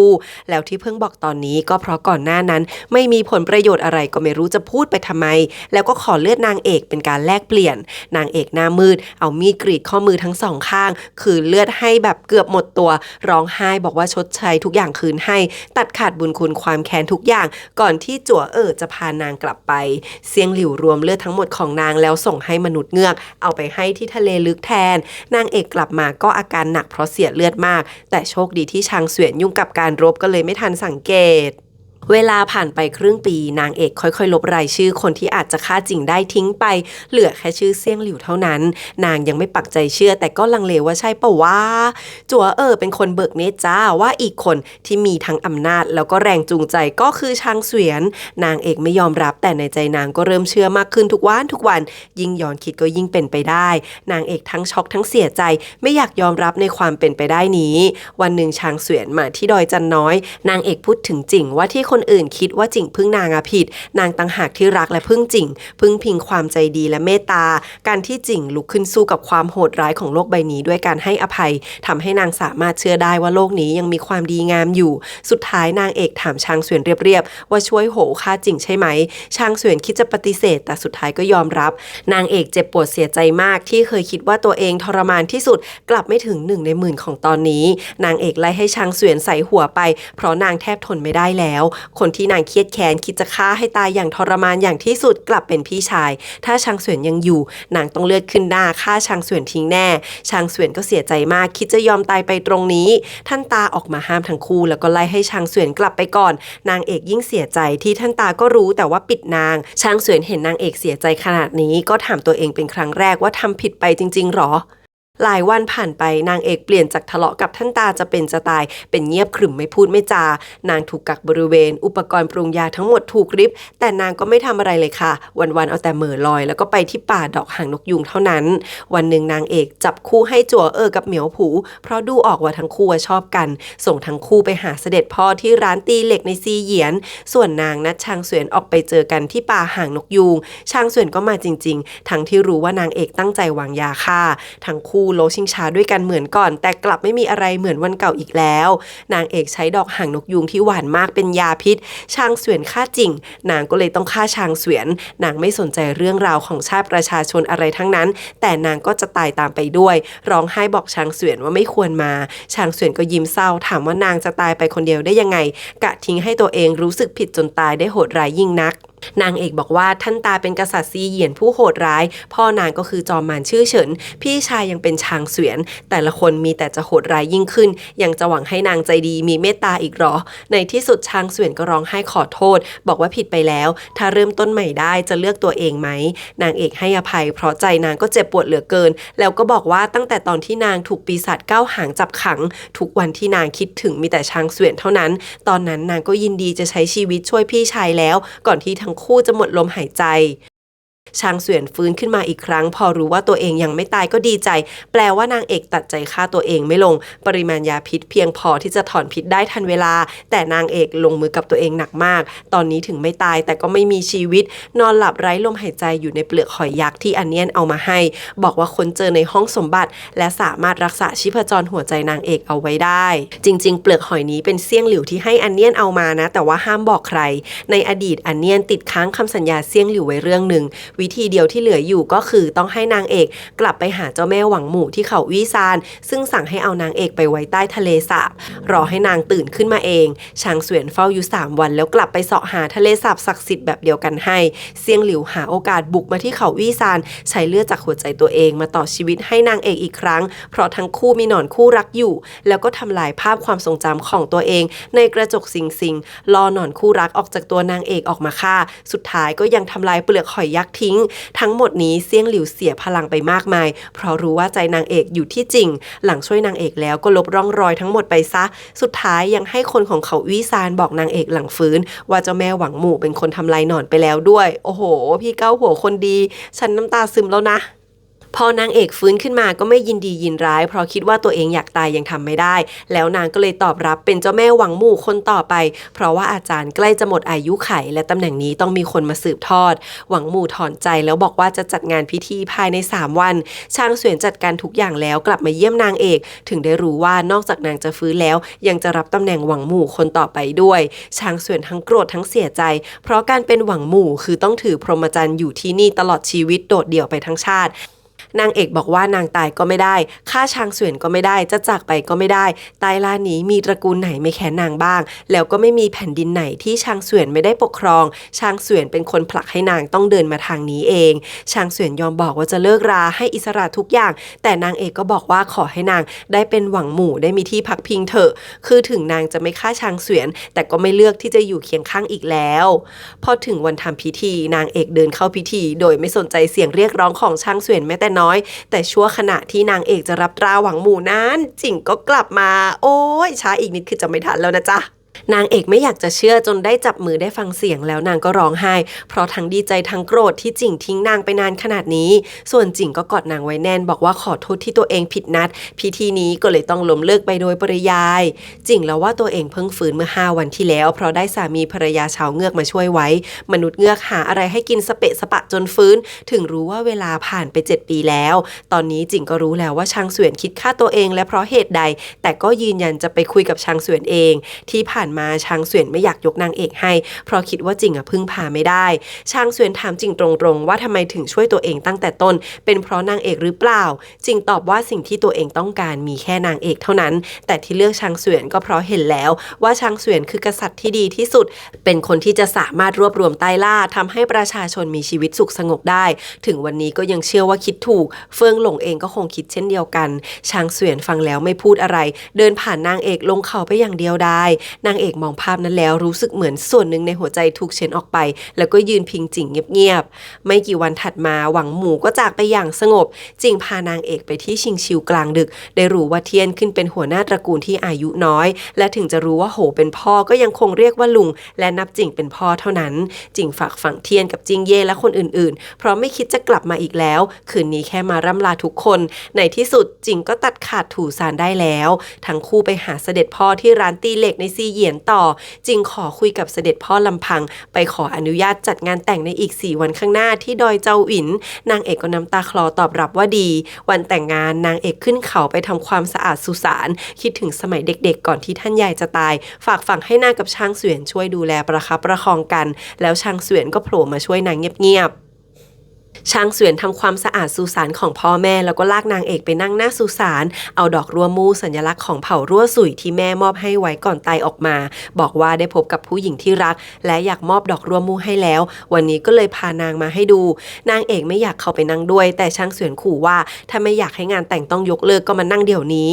ช่างเสวียนปักดอกรั่วมูบนมวยผมนางเอกแล้วให้นางโขกศีรษะคำนับก่อนเอาดาบของชื่อเฉินฝังเพิ่มไปในสุสานแม่นางเอกบอกว่าอย่างน้อยให้นางได้มีอะไรระลึกถึงพ่อเวลามากราบไหว้ช่างเสวียนยังบอกแม่นางเอกว่าวันนี้นางจะแต่งงานกับจิ่งแล้วจิ่งยังนับว่าไม่เลวพอดูแลนางเอกได้ให้ท่านอาวางใจแล้วก็หันมาบอกให้นางเอกเก็บดอกรั่วสุยไว้ให้ดีนอกจากเป็นอาวุธวิเศษเป็นสัญลักษณ์เผ่ารั่วสุยแล้วยังเรียกรวมกำลังพลของเผ่ารั่วสุยได้ขอให้ตลอดชีวิตนางปักดอกไม้นี้ไว้บนมวยผมแล้วหลังจากนี้จะเป็นเพียงพี่ชายของนางตลอดไปแม้แต่ในพิธีแต่งงานก็ห้ามเอาออกนางเอกโมโหแต่ก็คิดซะว่านี่เป็นของขวัญจากท่านป้าก็แล้วกันนางเอกวิ่งลงเขาไปเตรียมทำพิธีแบบยิ้มทั้งน้ำตาส่วนช่างเสวียนก็ได้แต่ยืนเหม่อคิดว่าทั้งที่เริ่มต้นอยากมีอำนาจเพื่อปกป้องนางแต่สุดท้ายได้มาทุกอย่างแต่ก็ต้องสูญเสียนางไปกระซิบบอกสุสานญาติสนิททั้งหลายว่าทำตามสัญญาที่จะปกป้องนางเอกไม่ได้แต่ก็ฝากนางไว้กับผู้ชายอีกคนที่นิสัยดีจิตใจเมตตารวมทั้งรักนางคนเดียวให้ช่วยดูแลงานแต่งผ่านไปอย่างราบรื่นแขกที่มาก็มีแค่เสด็จพ่ออาเนียนท่านตาและช่างเสวียนเท่านั้นพิธีการก็เรียบง่ายเพียงคำนับแล้วก็ดื่มคารวะญาติผู้ใหญ่นางเอกรู้สึกได้ว่าช่างเสวียนอวยพรให้นางมีชีวิตคู่ที่ราบรื่นอย่างจริงใจช่างเสวียนบอกว่าขอเพียงนางอยู่อย่างมีความสุขใต้ล่าของตัวเองถึงจะมีความหมายนางเอกน้ำตารื้นบอกว่าช่างเสวียนก็ต้องมีชีวิตอย่างดีต่อไปเช่นกัน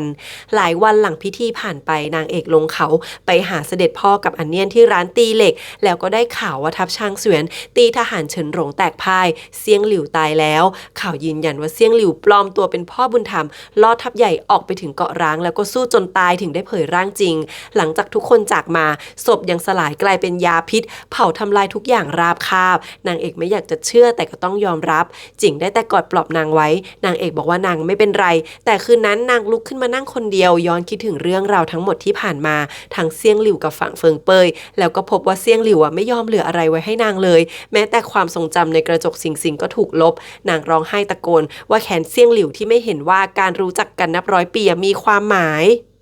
จิ่งลุกมากอดบอกว่าตัวเองไม่เคยน้อยใจแต่กลับรู้สึกขอบคุณที่เซี่ยงหลิวเคยช่วยชีวิตนางเอก